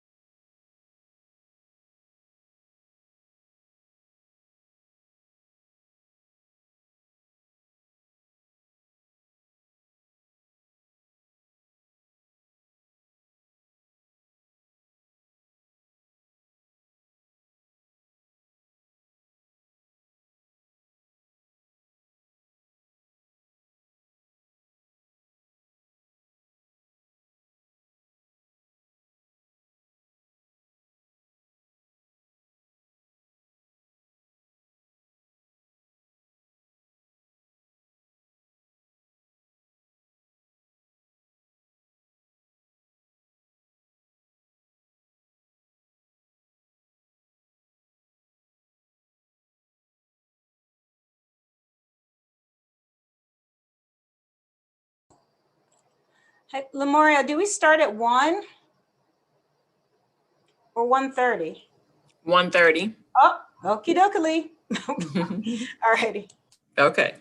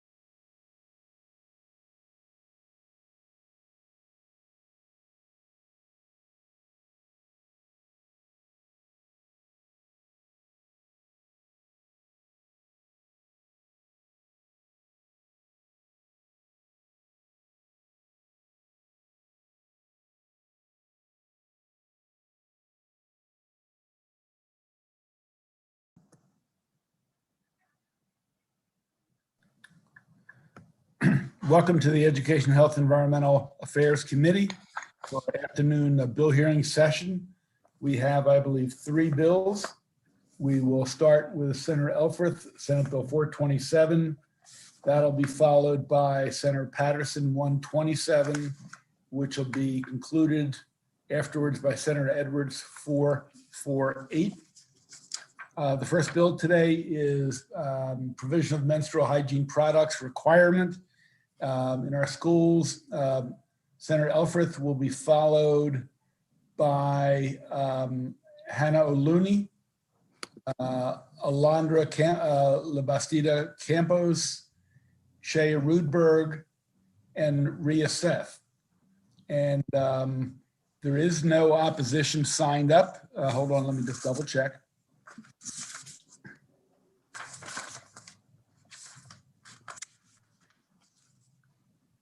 There is no opposition, oral or written, so hopefully witnesses can take that into consideration to some degree as we move forward.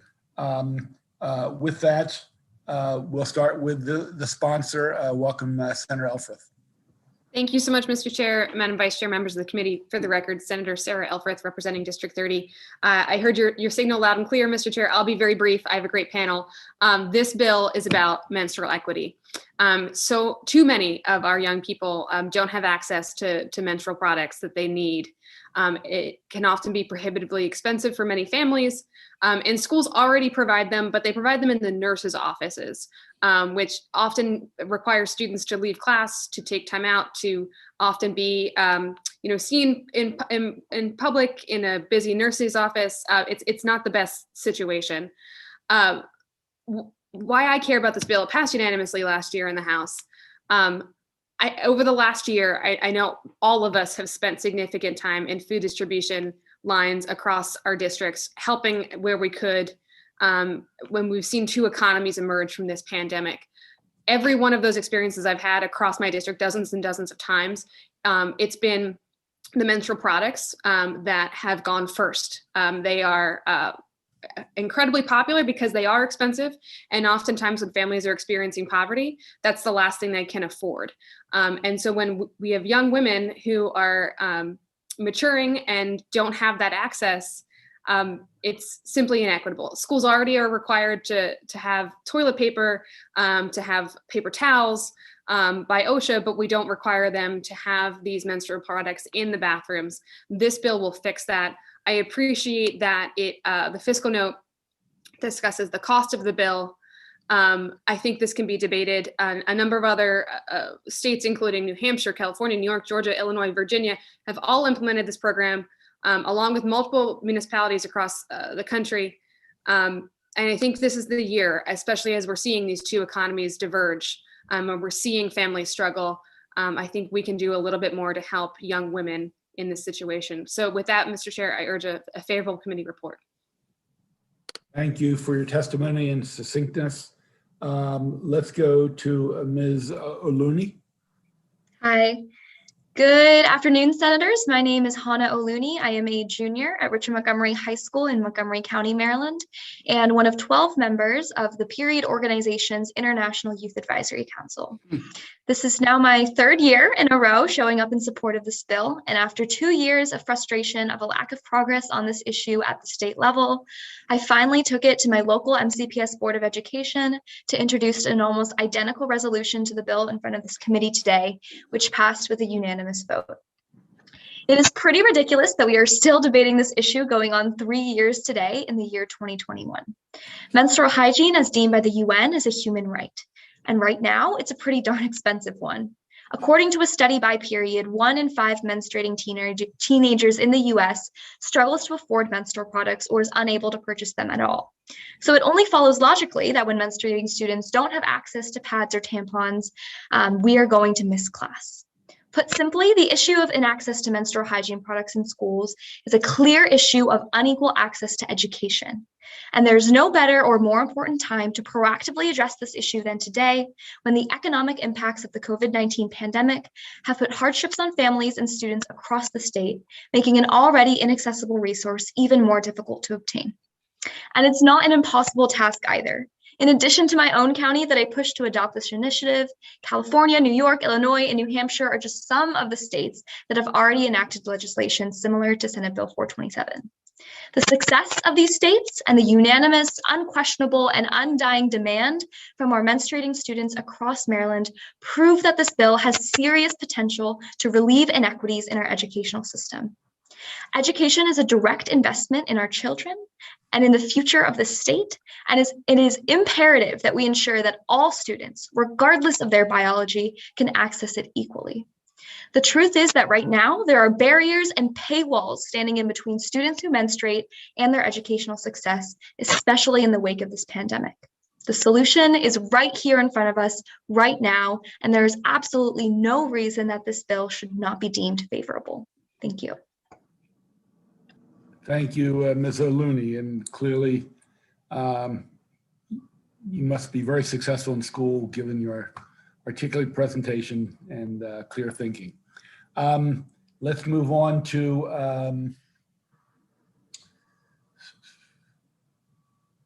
Alondra Labastida Campos.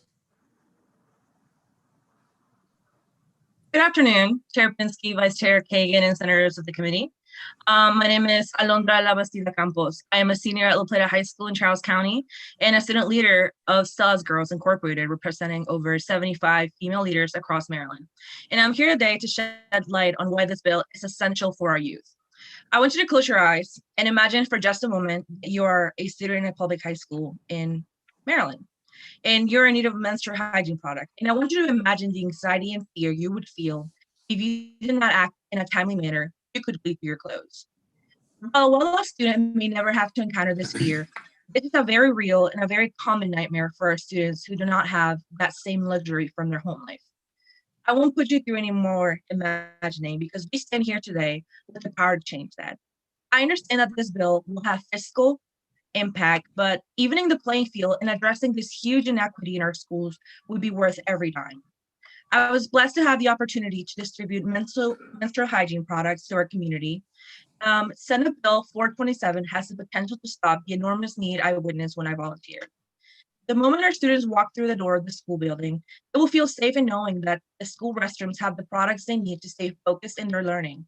I hope that this committee returns a favorable report on Senate Bill 427 so that our students will never have to experience what you have imagined today. Thank you. Thank you, Ms. Campos. Ms. Rudberg. Good afternoon, everyone. My name is Shay Rudberg, and I'm the program coordinator for the University of Baltimore School of Law's chapter of If When How Lawyering for Reproductive Justice. UB's chapter of If When How urges a favorable report on Senate Bill 427 because the lack of provision of free and accessible menstrual hygiene products in public schools is a violation of Title IX. The underlying goal of Title IX is to ensure that no educational opportunity is denied to any student on the basis of sex. Menstruation is a biological process exclusively experienced by the female sex, so when a school fails to alleviate barriers to education that are related to menstruation, it should be interpreted as a violation of Title IX's goal. It's important to keep in mind that the Office of Civil Rights has extended Title IX to encompass discrimination based on a student's failure to conform to sex-based stereotypes. This means failure to treat menstruating students with female anatomy who might identify as boys, men, or gender nonconforming with the same regard as menstruating students who identify as girls or women will be interpreted as unlawful sex-based discrimination by the Office of Civil Rights. For this reason, it will be crucial to uphold the aspect of the bill requiring menstrual hygiene products to be supplied in restrooms other than just the girls' restroom, including at least one boys' restroom. Providing free menstrual products in the privacy of student restrooms is important because supplying menstrual products in other spaces where a student might have to ask an adult for permission to get a basic hygiene product is as degrading as needing to ask your supervisor at work for toilet paper.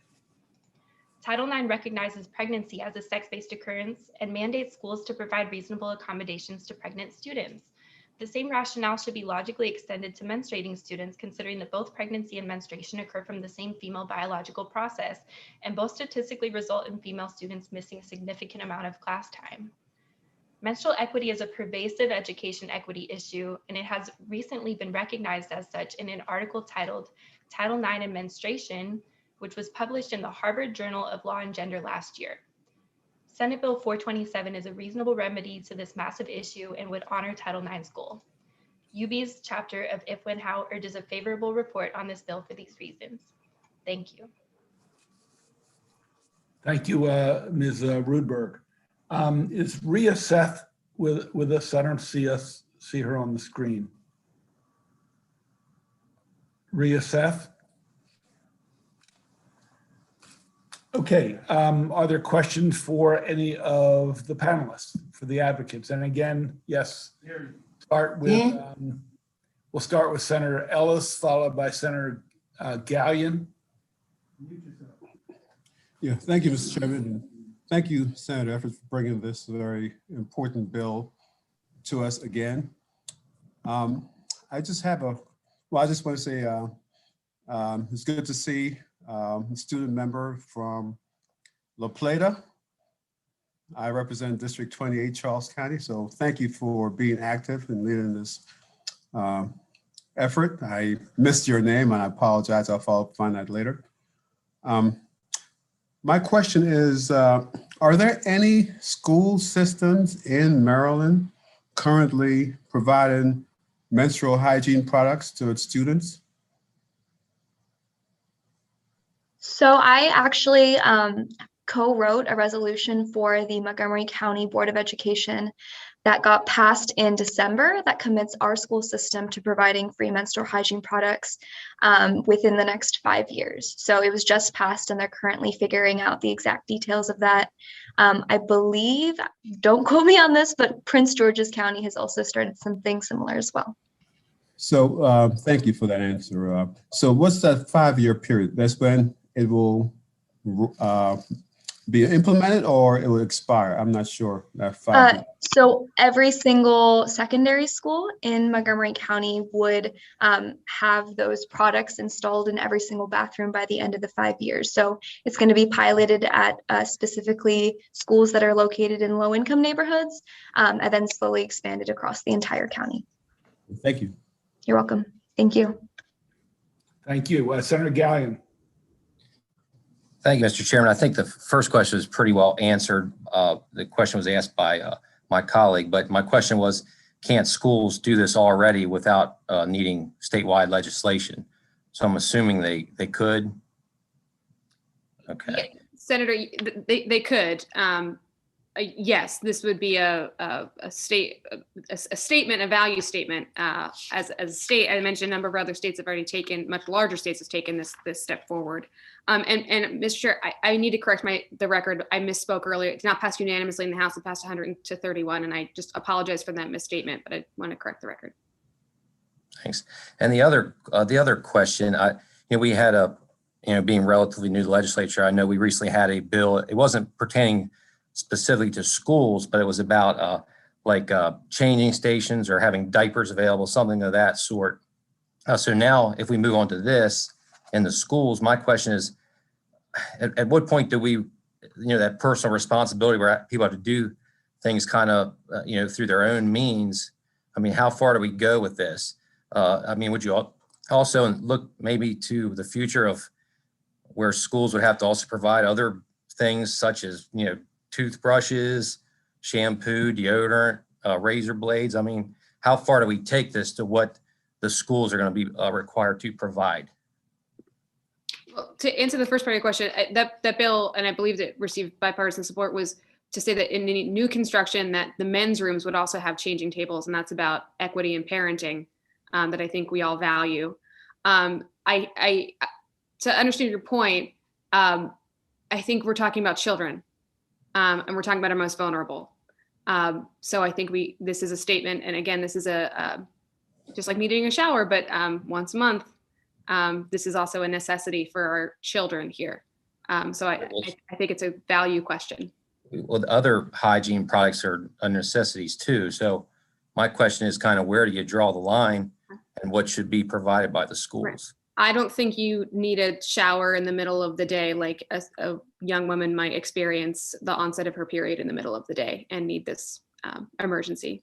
I was also glad early in your statement you brought up that right now if there was they could go to a nurse's office. Mm-hmm.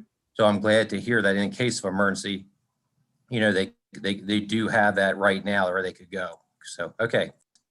Thank you. And Senator, just to clarify, when you ask where do we draw the line, that falls under us. We draw the line by setting policy and accepting some and rejecting other, and that ultimately ends up with us. Senator Simon Ayer. Thank you. It's good to see you again, Senator. We're going to make you a pseudo member on our committee here. I'm waiting on my button. Yeah. So you sit on the budget, and I always hear about unfunded mandates. Is this the state or the local who are going to be mandated to pay for this? As the bill calls for it right now, it's on the locals. But I think it's also a statement that they're not here in opposition. We have no opposition to this bill. So I think that's a recognition. I can't speak for silence, but I would hope that's a recognition of this importance as well to them. Yeah, I mean, normally we get, they don't like state mandates in education and all that. I mean, that's just a common theme.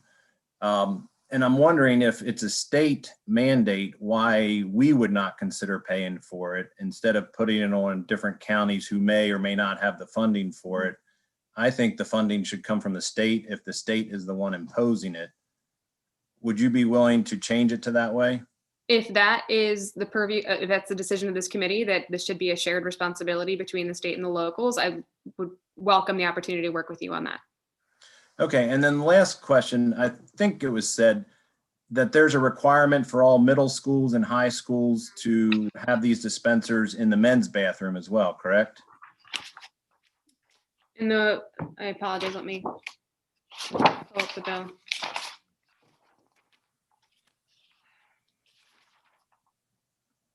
Public middle or high school shall install menstrual hygiene products in at least 2 restrooms on or before the October 21st, on or before the August 20 of 25, and at least 1 men's room as well. Yes, and all women's rooms.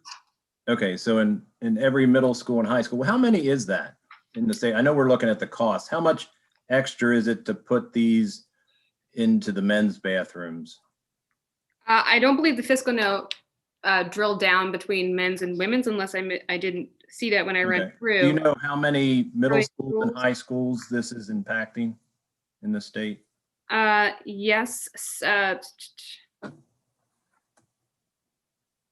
I don't want to say that there's a misprint in the fiscal note, but it mentions elementary schools, which the bill does not cover, 793 elementary schools, which the bill does not cover, but 593 middle schools and high schools.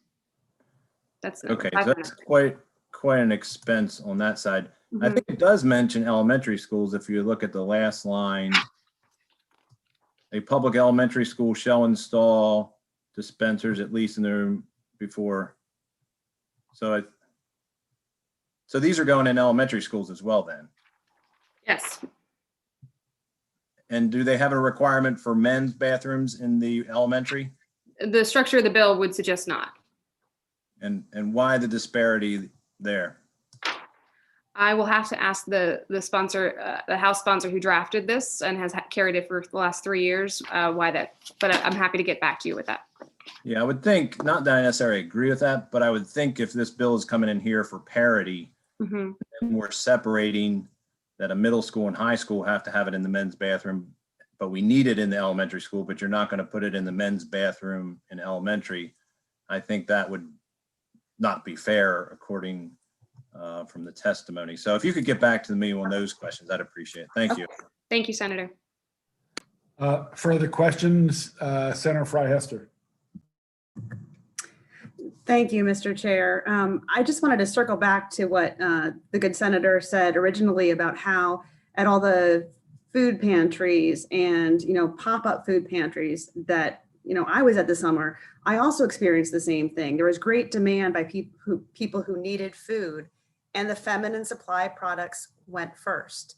And I just like to draw like the analogy between the schools providing, food for those most in need, and toilet paper and these products as well. And so I don't know. I mean, I guess my question for the senator is, aren't schools and the federal government already providing, basic needs for kids in need, such as food. And doesn't this kind of go along? I mean, you're not going to be able to learn if you're not provided for in many different ways. Isn't that so, Sarah? Senator Elfreth? I would agree with that. To the good chair's point, the line is drawn in this committee, and I think that that is a value that Maryland should stand up for. So I agree. Senator Simon, let's go to Senator Ellis, then back to Senator Simon. Yeah, thank you, Mr. Chairman. As this hearing continues and I'm listening intently, my brain went back to, excuse me, I'm sorry. My brain went back to when I was in high school. You know, I worked as a janitor, cleaning up office buildings with my dad and my brother all throughout high school. And as such, you know, I cleaned up a men's room and the ladies' room. And it just came back to my memory that, you know, the ladies' room back, you know, I'm like 59 years old, so this is a while ago. The ladies' room and all the office buildings that I cleaned up in New York back in the 70s, 1970s, they had feminine hygiene products in the ladies' room and dispensers. And so it's like, it just hit me that Maryland, and with this issue, is just long overdue to catch up to really provide these facilities.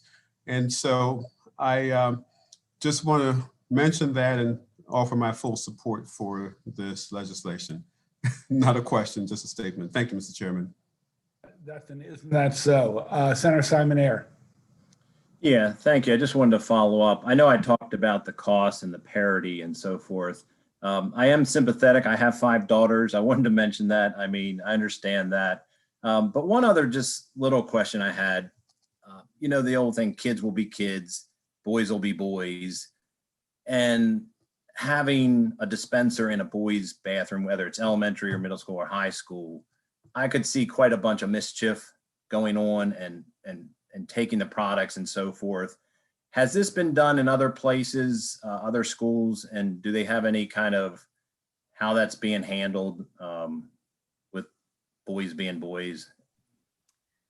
That is a question, Senator, I can't answer off the top of my head. I'm happy to work with our partners at the national level who have worked on the other states and the bills there and get some feedback on how the execution has gone there. I'm happy to get I mean, I understand putting it in a girl's bathroom, and that seems very rational. I think this is a new movement to put women's products in boys' bathrooms, whether it's elementary or whatever. So maybe you can get back with me on that too. Thank you. Okay, thank you, Senator. That concludes the hearing on Senate Bill 427. Thank you, Senator Elfreth, and people who testified, particularly the students, for doing such a great job. Thank you all. Moving on, Senator Patterson, Senate Bill 127, Institutions of Higher Education, Criminal History and Admissions. We'll have the good senator, followed by Stanley Andrus, Kimberly Haven, Alex Beatty, and Corey Johnson.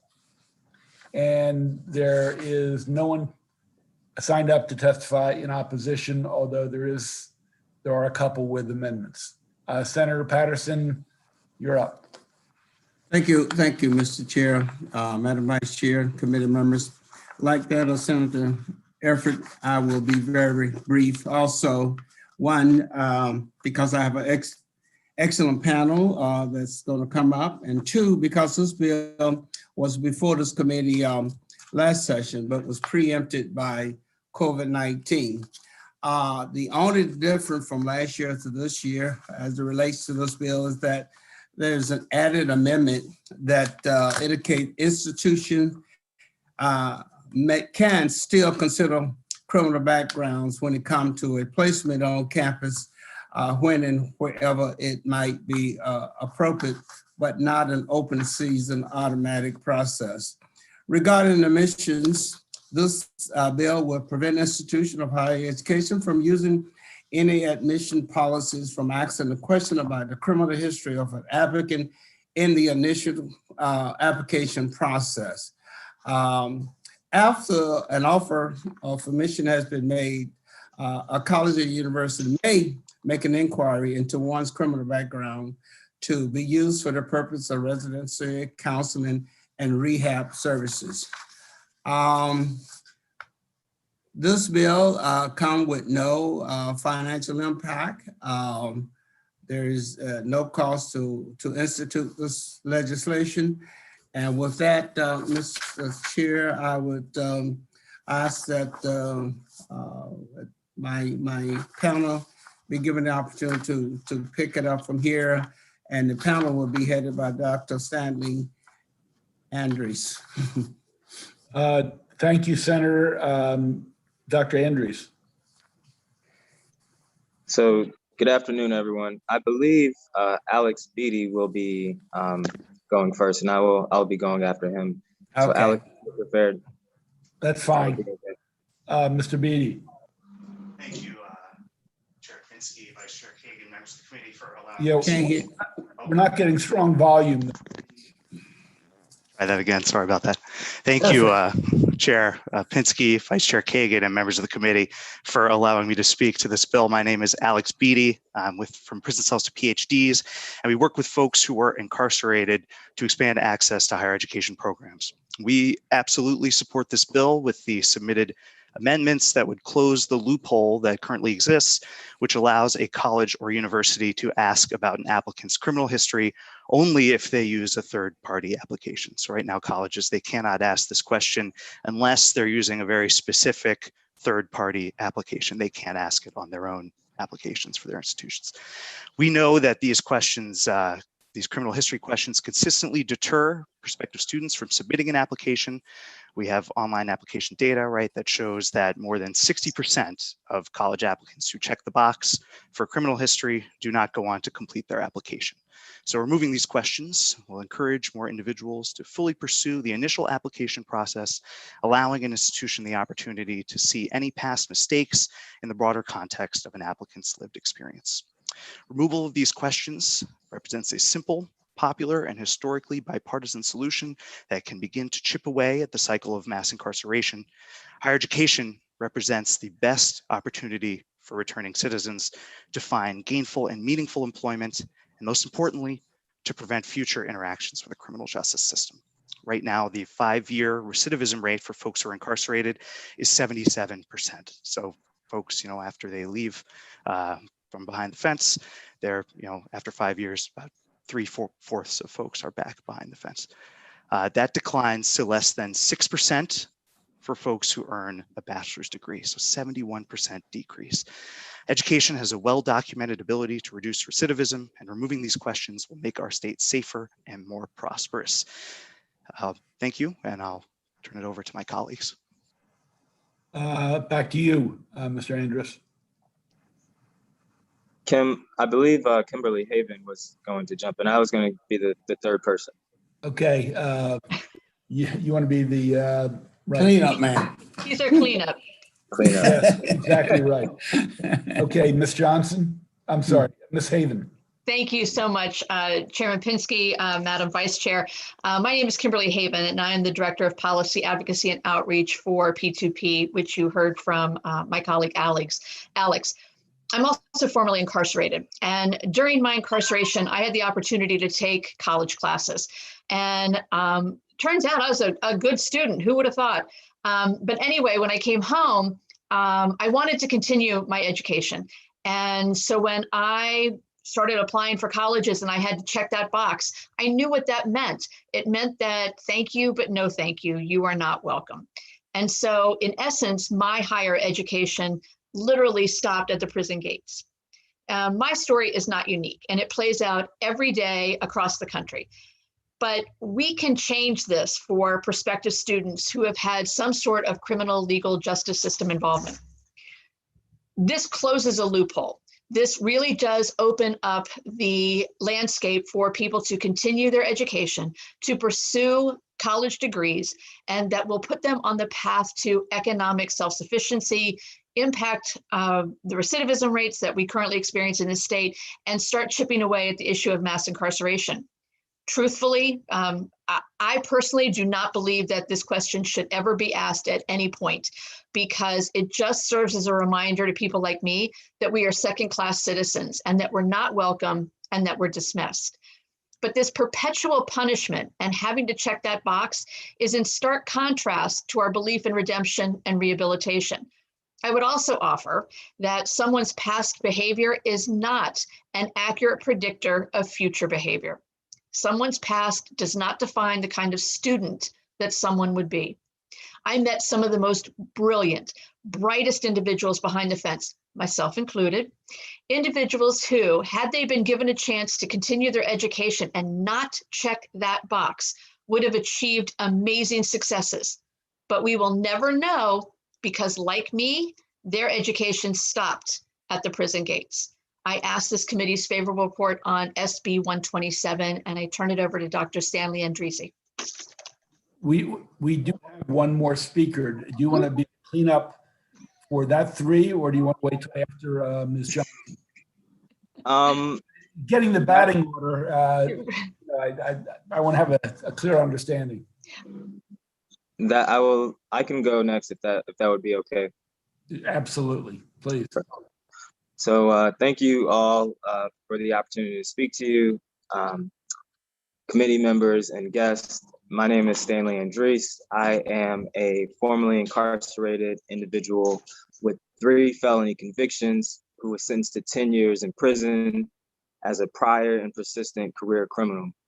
I was once told by a prosecuting attorney that I had no hope for changing the decisions that I had been making up until that time in my early 20s. Fast forward some time, I am now Dr. Stanley Andrese, an endocrinologist scientist and professor, currently a tenure track professor at Howard University College of Medicine, but formerly a professor at Johns Hopkins School of Medicine. And also I am an affiliate faculty at Georgetown Medicine. So clearly I've changed quite a bit from what this prosecutor was prophesizing those many years ago. I am also the founder and executive director of From Prison Cells to PhD, as my colleagues were just telling you a little bit about the work that we do.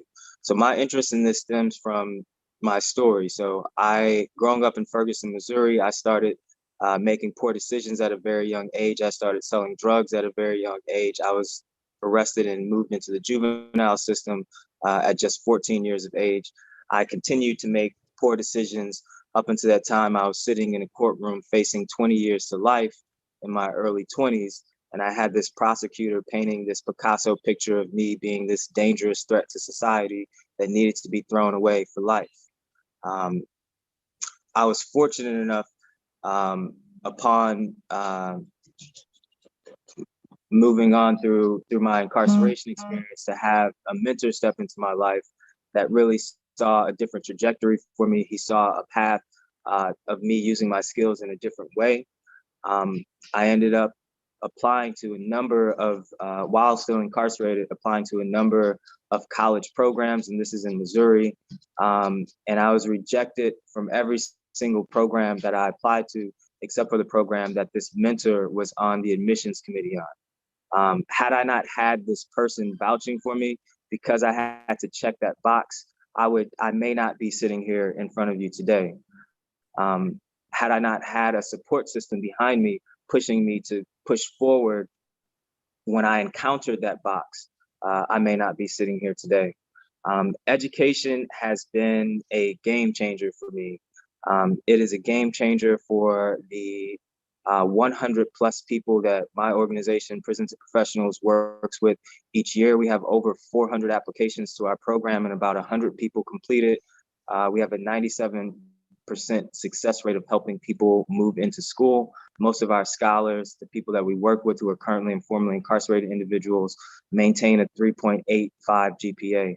I might add that myself, once I got accepted into the program at St. Louis University, I completed my PhD and MBA simultaneously at the top of my class. So clearly those other 6 institutions that denied me were denying me because of my criminal conviction.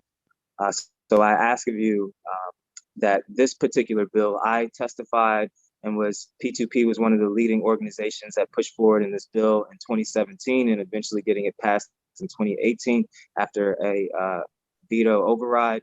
And you know, the bill as it stood then, it allows systems such as something called the Common Application to still ask the question, and for universities in Maryland to ask the question through these third-party entities. So we're asking you today to support this bill, which would stop universities from being able to use these third-party applications to ask that question. And as Alex was mentioning, creating this loophole around this particular law as it stands. Thank you for your time, and I will end there. That's a great story, Dr. Andrus, great story. Corey Johnson. Good afternoon, Mr. Chair, members of the committee. My name is Corey Johnson, and I am an attorney and the Senior Policy Research Analyst at the Job Opportunities Task Force. Here at JOTF, our mission is to provide support for low-skill, low-wage workers and to eliminate barriers to meaningful employment. We would like to thank the committee, Senator Patterson and Senator Augustine for this timely bill, Senate Bill 0127. It goes without saying that a criminal record should not be a death or poverty sentence, whereby we hinder previously incarcerated individuals from meaningfully participating in society by creating barriers to them obtaining an education. A criminal record can be both the cause and consequence of poverty. An estimated 7 million Americans, which is nearly 1 in 3 adults, have a prior arrest record. The DOJ reported that 10,000 to 12,000 names are added each day. Low-income workers are routinely denied employment and educational opportunities because of a criminal record. Worse yet, in the state of Maryland, a criminal record is acquired upon arrest, even if they have never even been convicted of a crime.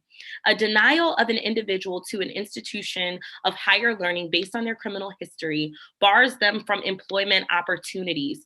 A study by Georgetown University Center on Education demonstrates that post the 2010 recession, approximately 11.6 million jobs were created in the post-recession economy. 11.5 million of those jobs required advanced education, and 8.4 million of those jobs went to workers with a bachelor's degree or higher. It is worth noting that the average reading level of the 19,000 incarcerated individuals in the state of Maryland is between the 5th and the 8th grade. Individuals with a criminal background are already disadvantaged from the job market. Without the opportunity of education, many previously incarcerated individuals will not even have the capacity to compete in an already stringent job market. The Prison Policy Organization indicated that currently, formerly incarcerated people are unemployed at a rate of 27% higher than the total US unemployment rate. Education is key to eliminating poverty, and without it, many previously incarcerated folks are unable to make ends meet, locking them into a cycle of poverty. It is this poverty that leads to crime in the first place and heightens recidivism rates for returning citizens. SB 127's elimination of criminal history in the college admissions process allows applicants to be judged for admission based on their academic qualifications and not denied solely because of a criminal record. For these reasons, we urge a favorable report. Thank you, Ms. Johnson. Madam Vice Chair. Thank you, Mr. Chairman. I just have 2 things. First off, for the sponsor, Senator Patterson, the amendment that has been requested or suggested by the Maryland Office of the Public Defender, did you take a look at that and do you support that? And then I have one more thing, Mr. Chairman. I have just been in receipt of it, but a quick browse through of it. I don't see any strong opposition to the proposed amendment. And then second, Mr. Chairman, with your indulgence, Dr. Andres, your story inspires me and brings me to tears. Congratulations on your enormous success. And I'm so proud of you, as we all are, I'm sure. Just a quick question, which is unrelated to this hearing, but just because we are policymakers, can you take 60 seconds, really don't overdo it or the chairman's gonna get mad at me. What made the difference? Why did you break the cycle after being a 3-time, out? And what made the difference and why are you? I got it on mute. See. You'll need to unmute. Yes. Yes. So thank you for the encouraging words. I would say for me, it was a support system and having people behind me that truly believed that I could make that change and that I was capable of that change. As Alex was mentioning, 66% of people, when they see that question, they don't have that support system behind them, and they end up saying, it's not for me. So I was fortunate enough to have a system behind me, which is, part of the reasoning behind what I, creating and founding P2P, to create that system for individuals to help them push forward. So for me, I think it was mentorship and having a support system that many Black and Brown communities lack from the beginning, as was also mentioned by Job Opportunities Task Force. And the mentorship and infrastructure network behind you was not available after the first or second time. It only crystallized after the third time. Well, I would say that, I was a teenager at those times. And that's I think a different discussion that will take me down a longer rabbit hole. But yes, it's now known that the brain doesn't fully develop. I mean, scientifically known that the brain doesn't fully develop until one reaches their mid-20s. And the area that isn't developed is the decision-making and ability to understand long-term consequences. So, I mean, that certainly played a role in my particular case. Amazing. Well, all the best to you. Thank you very much. Thank you for the indulgence, Mr. Chairman. Thank you. Senator Gallion, followed by Senator Ellis. Thank you, Mr. Chair. And I too want to congratulate you. You have a great story. It's great to see folks be able to turn it around and really make a difference. And with this bill, I really don't have any concerns if it's like a minor drug charge or something. Something like that, I don't want to see somebody be held back for. My concern, maybe you can address how this would be handled in the bill, is on other things. So say if an 18-year-old commits a crime and wants to head off to college, and it's a crime in nature of like a sexual assault, something like that. I'm just concerned about the safety of the students that, in the college that this person would be attending. Has that been taken into account, the safety of folks who may be brought into contact with somebody who may have committed like some kind of unwanted sex assault or a something relating to sex offenses? If I might add a quick comment to that. So this was addressed in the original bill when we, originally brought this in 2017. And studies show that college campuses that ask that question are no more safe than college campuses that don't ask that question. Additionally, college campuses, by and large, are far more safer than the communities they are surrounding. And the last point to make is that most crimes that are committed on campuses are committed by individuals who have no prior history. In most cases, they're students that were already there. They're not a formerly incarcerated person that is looking to change their life by going to college. If they were looking to commit a crime, it is very unlikely that they would specifically go through the process of applying to school, paying for school, and then going to school to commit that crime. So studies show that is not of great concern because colleges are no safer with or without the question. And the question is really just deterring our ability to have a diverse campus. Thank you. And before I go to Senator Ellis, the bill also says that when it comes to residents not being received in your application, it says other considerations can take place. So if there was a sexual crime and there's talk about working on campus being in a residence hall, that can be considered and taken into account. Yes, that is correct. Ellis, your question. Thank you, Mr. Chairman, and thank you, Senator Patterson and witnesses for this very excellent bill, and for all the witnesses' inspired story. I just want to delve into a different area. Attorney Johnson, I believe, mentioned that in her testimony that individuals who were not even tried or convicted, just arrested, they're tagged with a criminal brand. And I must say that is so true, coming from the military security apparatus. Have access to FBI files that just lists arrests for individuals. And if you have, say, 2 to 3 arrests in different states, there is a branding on that report, caution, multi-state offender, just for being arrested, not charged, not convicted even, just a simple arrest for, say, someone who jaywalked or someone who do some of these things.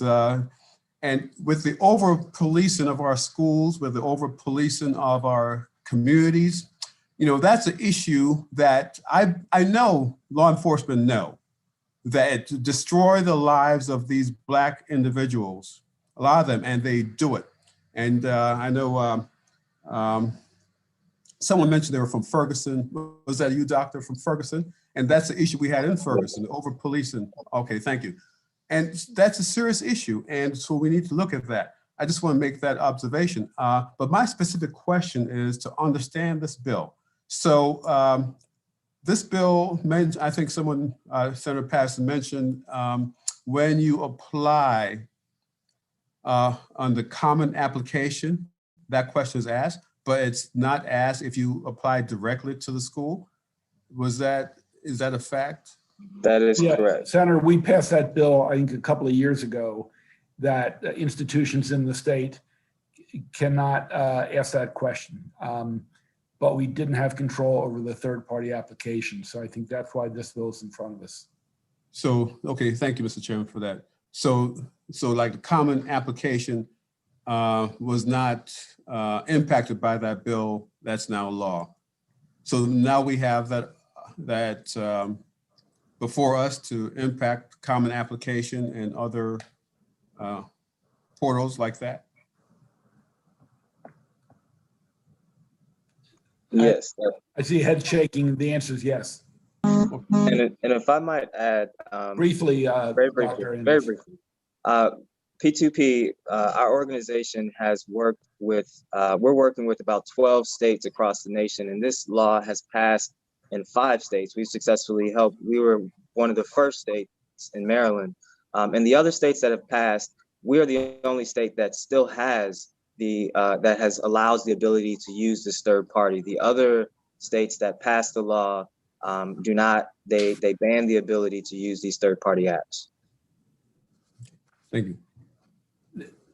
But if I could, let me follow up Senator Ellis's where he was headed. As I read the bill, it says that the state can still use third-party apps. The third-party app can still ask a question. The institutions in Maryland, however, cannot use that as a basis for exclusion. Do I have that right? I see a head. Yes, that is correct. And I would just point to that 66% that even just having the question will deter 66% of applicants, thus reducing your diverse pool. And that's my point, Dr. Andrus. I mean, this is a step forward, but by having it on the a common app, that's a problem in and of itself. And we actually discussed that when we passed the original bill. And obviously some of the universities rely on the common app, and they implored us not to cut them out from using the common app. I guess my concern is, do we really know if someone is being excluded because of their criminal history? This bill takes a step by saying you can't, but do we have any confidence, or should we have any confidence that being required to check the box on the common app, in fact, isn't why someone is excluded? So that is a difficult question to answer. And there's studies that pose that question, but I think really what we, you know, whether if a person answers it, the school will use that against them negatively is, you know, more of our question is that there are 66% of people that are stopping once they see that. So we're losing potential brilliant applications. If I had not had the support to push forward, I would not be where I'm at. So potentially we're losing individuals that have, you know, high academic aptitude, and, you know, this is a deterrent to them pushing forward in their educational careers. Senator, and if I could follow up to that. Hold it, Ms. Johnson. Let me just focus in on this, and I'll come back to you. If there were a way for applicants to Maryland institutions that used a third-party app, where those institutions might say or be required to say that while the third-party app includes this question, that will not be used against consideration of your application. I mean, we understand it, the whole thing's a challenge. I guess I'd like to tighten it up even more to try to reduce that 66%, Dr. Andrus, but Ms. Johnson, back to you. No, that was exactly my point, Senator. And I think that this is just a step in the right direction, and, you know, moving to completely eliminating the question altogether instead of, you know, allowing or, you know, creating this level of flexibility where, you know, what's the bright line for using someone's criminality? I think that this is definitely a step in the right direction, but it's not, it's a battle that is not over. Yep. Okay, seeing no further questions, that concludes the hearing. As I said, no one has signed up or submitted written testimony in opposition. Thank you, Senator Patterson. Thank all of you, the witnesses. And again, Dr. Andrus, you have quite a story, and I'm sure there are many people like you who can probably share similar stories. So thank you for the work that all of you are doing. Thank you. Moving on to Senator Edwards, the last bill of the day. This is Senate Bill 448, County Boards of Education Student Transportation Vehicles. We've just been joined by Senator Edwards. He will be followed by Richard Wesolowski from Garrett County, and John Willems, who in fact is also signed up as favorable. There is no opposition to this bill. Welcome, Senator Edwards. Thank you, Mr. Chairman, members of the committee. If you can't be first, it's sometimes good to be last, but thank you for working with me. As you know, well, I think we've been told those who are first will later be last, and those who are last will later be right. Absolutely, absolutely. I don't want to take a whole lot of your time. I know you've been sitting there a long time. Senate Bill 448 is a bill that Delegate Anderton and on the Eastern Shore put in, and I got contacted by people in Garrett County and say, you might want to take a look at that. And I'll give you their reasons for it, but that maybe would want to cross-file it. And we asked the delegate, and he said, fine. And very briefly now, when they transport students, whether it's to school or other activities, they have to use a type 1, type 2 bus or yellow buses, you all know, out there running around. I'll give you what this bill does would allow the local boards to work with the state board to come up with other modes of transportation other than a type 1 or type 2 school bus under certain circumstances. The biggest thing is most of you, well, if you don't know, a lot of you probably know that a lot of the state playoffs in sports are in the metropolitan area. And the lower Eastern Shore and Western Maryland are the furthest away. And I'm using an example was given to me. If you have a couple wrestlers who make the tournament, the state tournament, and have to go to the metropolitan area, question was, why do we have to use a big yellow bus to transport 3 or 4 people who've made it to the state championship? Makes a lot of sense to me. You ought to be able to use a different size vehicle, for example, such as community colleges. If you notice, they don't use yellow buses. They have different color buses. They're smaller. Some of them use vans, actually extended vans. And this would allow local boards and working with the state board to be able to come up with some configuration for those instances to do that. They still have to meet all the safety standards with a bus or with the mode of transportation, so you're not jumping past that. But I do see, Mr. Chairman, that the Maryland State Education Association is offering a couple amendments. I'd just like you to look at number 2 on there, which it says requiring that people responsible for transporting students be school district employees. There are several counties that do not have employees who run their buses. They're contracted. So if you look at something like this, I'm not sure a contracted person would be considered a employee of the school district as such, what the definition is. So in Garrett County, they're all contracted. I'm sure Richard can explain a little bit more, but that's the gist of why I've cross-filed the bill, is it makes a lot of sense to me that why should we have to spend a lot more dollars to get a 30-passenger bus to transport 3 or 4 wrestlers to the metropolitan area for state championships. Just makes sense to me. You still have to follow state guidelines, safety guidelines. They have to work it out with the State Department. And I would ask for your support of Senate Bill 448. And again, I'm sure Richard can fill you in a little better than I have on the reasonings of Garrett, at least Garrett County, which I'm sure applies to a lot of rural areas of the state who have to travel the furthest to do these kind of events. Thank you, Mr. Chairman and members of the committee. Thank you. Let's go to Mr. Wesolowski. Yeah, thank you, Chairman Penske, distinguished members of the committee, and Senator Edwards for sponsoring this bill and allowing me to testify today in support of the bill. I won't repeat a lot of what Senator Edwards said. He was spot on with a lot of that in terms of things that go on in Garrett County. But, you know, we have challenges here like every other rural community. But our biggest one, some other things where we see is I'm getting a lot of requests in terms of the to and from. We have students with a lot of special circumstances, whether it's homelessness, foster care placements, an IEP or non-public special education placement. And a lot of times these placements are out of our county. And a lot of our foster home or homeless students end up either out of the county, on the other side of the county, or in some cases out of state in West Virginia and Pennsylvania.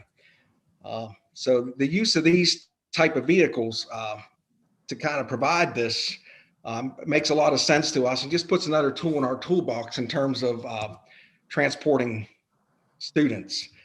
Yes, there is a cost, savings associated with a lot of this, but some other things that we're encountered with is when we get the students, especially that end up in the Terra Altas or out of county or out of the state, there's a length of ride issue that I'm very mindful of. These are usually students that are already displaced or have some kind of trauma going on in life, and then here our practice is, because of our limited fleet of buses, is that we have to pick them up at the beginning of a route or drop them off at the end of a route, which then makes for a very, very long day. A lot of times these students end up in places that a bus is not accessible, gravel road, up a hill, low hanging branches, so on and so forth. And then when we finally solve those, then we have to pick a spot, and lo and behold, the parent don't have a car and can't meet the bus. So these type of vehicles, if we have this flexibility, if this is approved, will really, really help us and assist in that. And thank you today. Thank you. And let's go to Mr. Willems. Mr. Chairman, members of the committee, John Willems representing the Maryland Association of Boards of Education. And thanks, Senator Edwards, for sponsoring this legislation on the Senate side. But to come at the bill from a completely different angle first, Mabe and myself on behalf of Mabe, we are typically the defenders of what are affectionately known as the big yellows by our school transportation folks. And we have rather very, scrupulously guarded the requirements and safety requirements and authority around using traditional school buses. And I will say that things change and issues evolve. And you have the largest school systems and the smallest school systems in the state. And I believe unanimous agreement that this legislation is the right idea. I would also connect it in a way that I think is genuinely aligned with the Kerwin blueprint, in that it is also from pre-K to dual enrollment and college and career readiness. This is for the small numbers of students being transported to and from before and after school care and pre-K programs, to the students being transported to and from dual enrollment in community colleges and workplace learning environments. And so this will generate efficiency, cost savings. And I would also just point out that one of the things that's changed that gives us a little more comfort with this approach is that the overall safety and the technology involved in ensuring driver safety has improved with regard to all modes of transportation. So things like lane control and backup cameras and things are becoming increasingly standard. So the overall safety level of other modes of transportation has increased as well.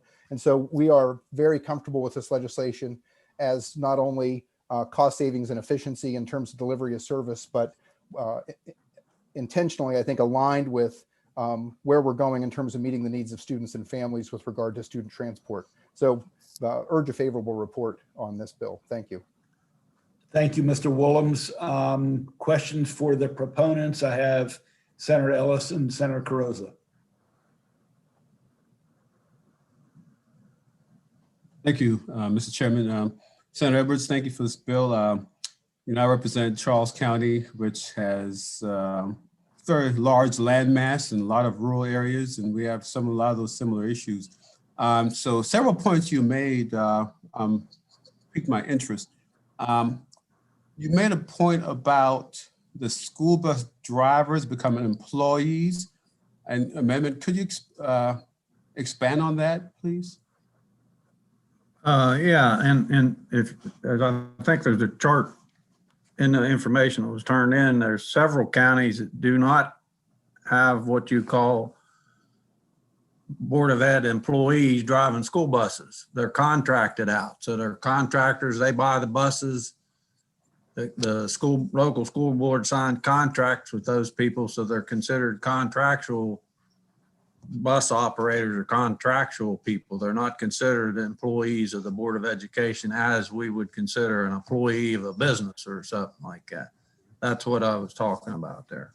So does your bill impact that status for those counties who have all those contractors? It would have the same effect as if they were employed. I was referring to a sheet you got from the Maryland State Education Association, which recommended an amendment. And in there it says requiring that people responsible for transporting students be school district employees. These people are not considered school district employees, they're contract people. And there's 3 or 4 counties in the state. I think Somerset's one, I forget, there's two or three others. County's one. That they're considered contract employees, not employees of the Board of Education. So do you support that? I'm just saying, don't take that as written that they're considered employees. That really would hurt those counties. Okay, so I'm not following you with that answer. Senator, I think he's saying there are a number of small counties that use contracted services that are school employees, and he is encouraging you to maintain the same policy for these people who drive cars and reject the recommendation of MSEA. Okay, yeah, thank you, because that would have a significant impact on my county. And one follow-up question, Mr. Chairman, may I? Yes. So you mentioned some of these students live down gravel roads, up hills, and low branches. I'm familiar with that in my district also. So would this bill authorize a off-road vehicle to go pick up students and carry them to different school events? I think the way it's written, that can be worked out between the local board and the state board. If they can work out an agreement that that's an appropriate vehicle to use in that circumstance, yes. Okay. And as Mr. Woolham said, with all the new safety standards, you have almost the same kind of stuff as if you had a big yellow bus, only in a compact. Yeah, one issue I know that was really big is the safety of these, I guess we call them church vans, right? They're built to traditionally the lower standards. And if you look at church vans versus school buses, church vans have many more fatal accidents in school buses, because school buses, those big bulky things are kind of built like tanks, right? They're very safe for the kids. That's why traditionally school systems have stood by them and love to use them exclusively. Is that still true today with those church vans, those 15, I think, passenger vans? Is that still a fact that they're built to a lower standards, or they fixed that? It depends on the make and the vehicle. A lot of them, as Mr. Woolham said, are brought up to or built a lot better than they used to be. You're right, they used to be that way. A lot of them are a lot more safer. But the way this bill's written, the local board works something out of the state board. They still have to agree on what the safety standards, et cetera, would be before you go using other types of vehicles. So they're not going to backtrack on any safety type issues with these, whatever kind of vehicles used. So according to your bill, who would be the arbiter of that if those standards are, how should I say, acceptable for, say, these other smaller non-school bus vehicles? Who would be the arbiter of those standards to determine acceptability if those vehicles are safe enough for precious fuel? It would be between the local board and the state board to work out, along with, I think, input from the state Motor Vehicle Administration on what the safety factors would be or would not be. Yeah, yeah, it would be the State Department after consultation. Okay, I'm going to go into Senator Carozia. I would assume, Mr. Sponsor, ATVs would not be among those vehicles used to get to those locations yonder and beyond. All-terrain vehicles, depends how narrow the trail is, Mr. Chairman. I'm just kidding. Thank you. Right. Senator Carozia, followed by Senator Frey-Hester. Mr. Chair, thank you. And I just want to share a little bit more information with my colleagues. I thank Senator Edwards for sponsoring it because it benefits statewide. We've been working on this issue for over 2 years in Wicomico County. I want to point out to my colleagues that it's been on a bipartisan basis. Delegate Cherie Sample Hughes, along with Delegate Carl Anderton from Wicomico County, have been involved. And we've had extensive meetings. This flexibility that that MABE talks about in their testimony is what generated this. Being able to have this flexibility to provide this transportation, whether it's with students with disabilities, homeless youth, it's just students that don't have access to school buses. So it's moved along. And when we went to the point where we were ready to introduce it, I was glad to see that it would have a benefit statewide and not just for Wicomico County. I do also want to underscore the point that Senator Edwards made about the school district employees, because the fact of the matter is that these bus contractors are playing a key role in our communities, and also want to underscore that student safety is obviously the top priority, and be happy to continue to work with the sponsor on this legislation. Isn't that so? Let's go to Senator Frey-Hester. Thank you, Mr. Chairman. I have a question. First, I want to say I really appreciate this bill, Senator Edwards. It seems like it's a way to save the environment and some money at the same time. So well done. My question is for Mr. Woolhams. I'm just thinking through, we heard a bill earlier this year about insurance. Can you tell me who pays the insurance for the buses in general, and who would pay for these alternative vehicles? So thanks, Senator. Excellent question. So MABE is the insurance provider through a group insurance pool for, I believe, 17 of the 24 systems who participate in that insurance pool. And so school systems insurance coverage through MABE covers their student transportation operations. If the buses are owned and operated by the school system, contractors are responsible for securing their own insurance. Right. And the issue earlier this session was about the excess coverage for claims above the sovereign immunity amount that pertains to local school systems. But some of our largest school systems as well have independent contractors providing all or most of the bus service. And then for typically the largest systems in the state, they are self-insured and are not participating in MABE's insurance pool, but the same caps and provisions apply to their responsibility to provide insurance coverage for their student transportation programs. So just back to that's really helpful. On these alternative vehicles though, they would all be eligible to participate in the MABE insurance program, sorry. Yes. So if they were owned and operated by the school system, they would certainly already be in the scope of coverage. And yes, MABE actually, through our insurance program, we have a couple full-time risk managers. We provide school bus driver training. We encourage school systems to mitigate and reduce risk by pursuing technology around school bus safety. All that would continue.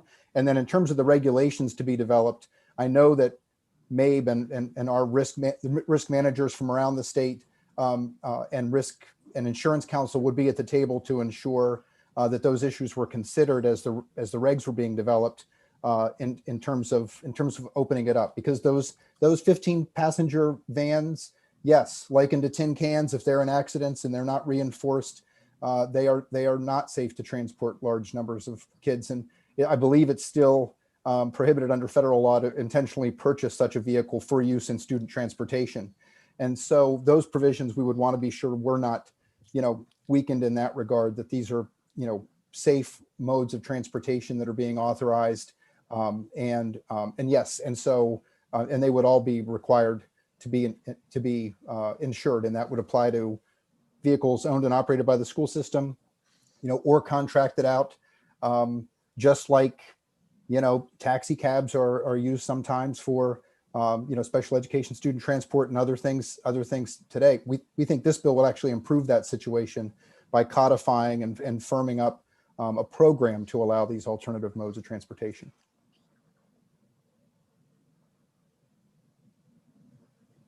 Senator Gallion. Thank you, Mr. Chair. Just to follow up on Senator Hesser's line of questioning, I have a similar on the insurance and the different coverages. We've had a local bill in for Harford County a couple years on this, and I just wonder how, especially with this bill, it would work.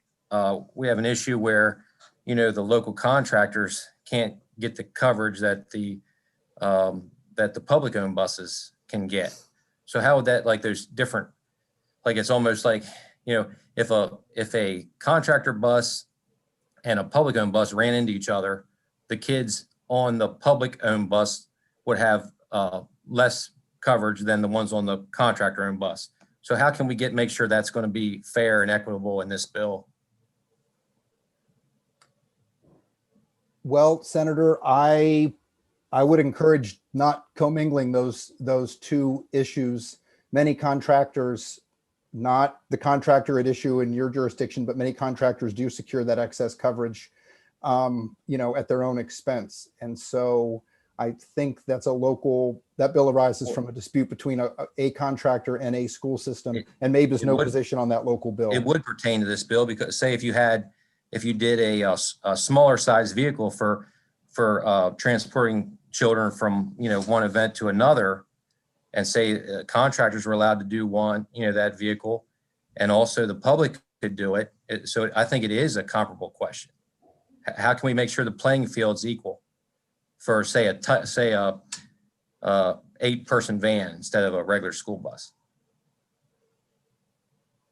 Senator, I believe in the vast majority of cases, the playing field is equal, and I would be happy to follow and talk about provisions around contractors, being required to secure the excess coverage, but I don't believe that by expanding the scope of available modes of student transport, you're impacting the liability and the caps under the Tort Claims Act that applies to school systems, and the requirements for contractors to maintain their basic coverage and their discretion to obtain excess coverage.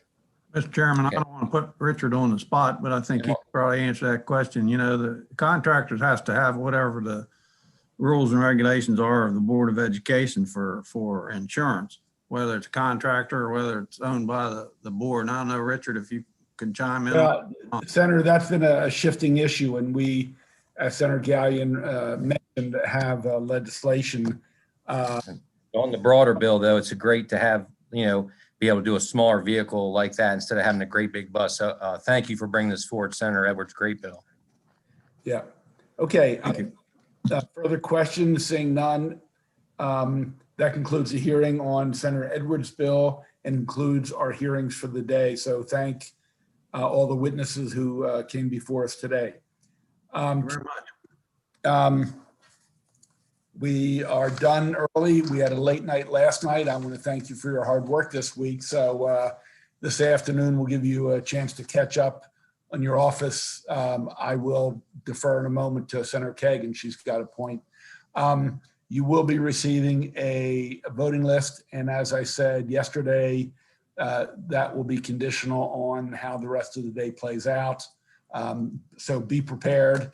We won't stay super late. But if we can get an hour in or an hour and a half in tomorrow, I'd like to clear our decks a little bit. Senator Kagan, let me defer to you for a moment. Thank you, Mr. Chairman. Super briefly, to members of the Health Occupations Subcommittee, as you know, we had 3 bills before us the other day. We went through and finished with one of them, but we have 2 more that we need to act on, and we'll be looking at Monday or Tuesday. So I want to say that publicly to anyone who's interested. And then also, colleagues, if you can watch for a Zoom, and we'll figure out the time after consulting with the legal counsel. And while we're at it, Senator Frank Hester, have you firmed up a date for the ad hoc group on cybersecurity? We are looking at next Tuesday after hearings. Okay, the sooner we can lock in dates for both subcommittees, the better. Okay, ladies and gentlemen, thank you for your engagement and indulging myself and the other witnesses. Thank you, and we are adjourned.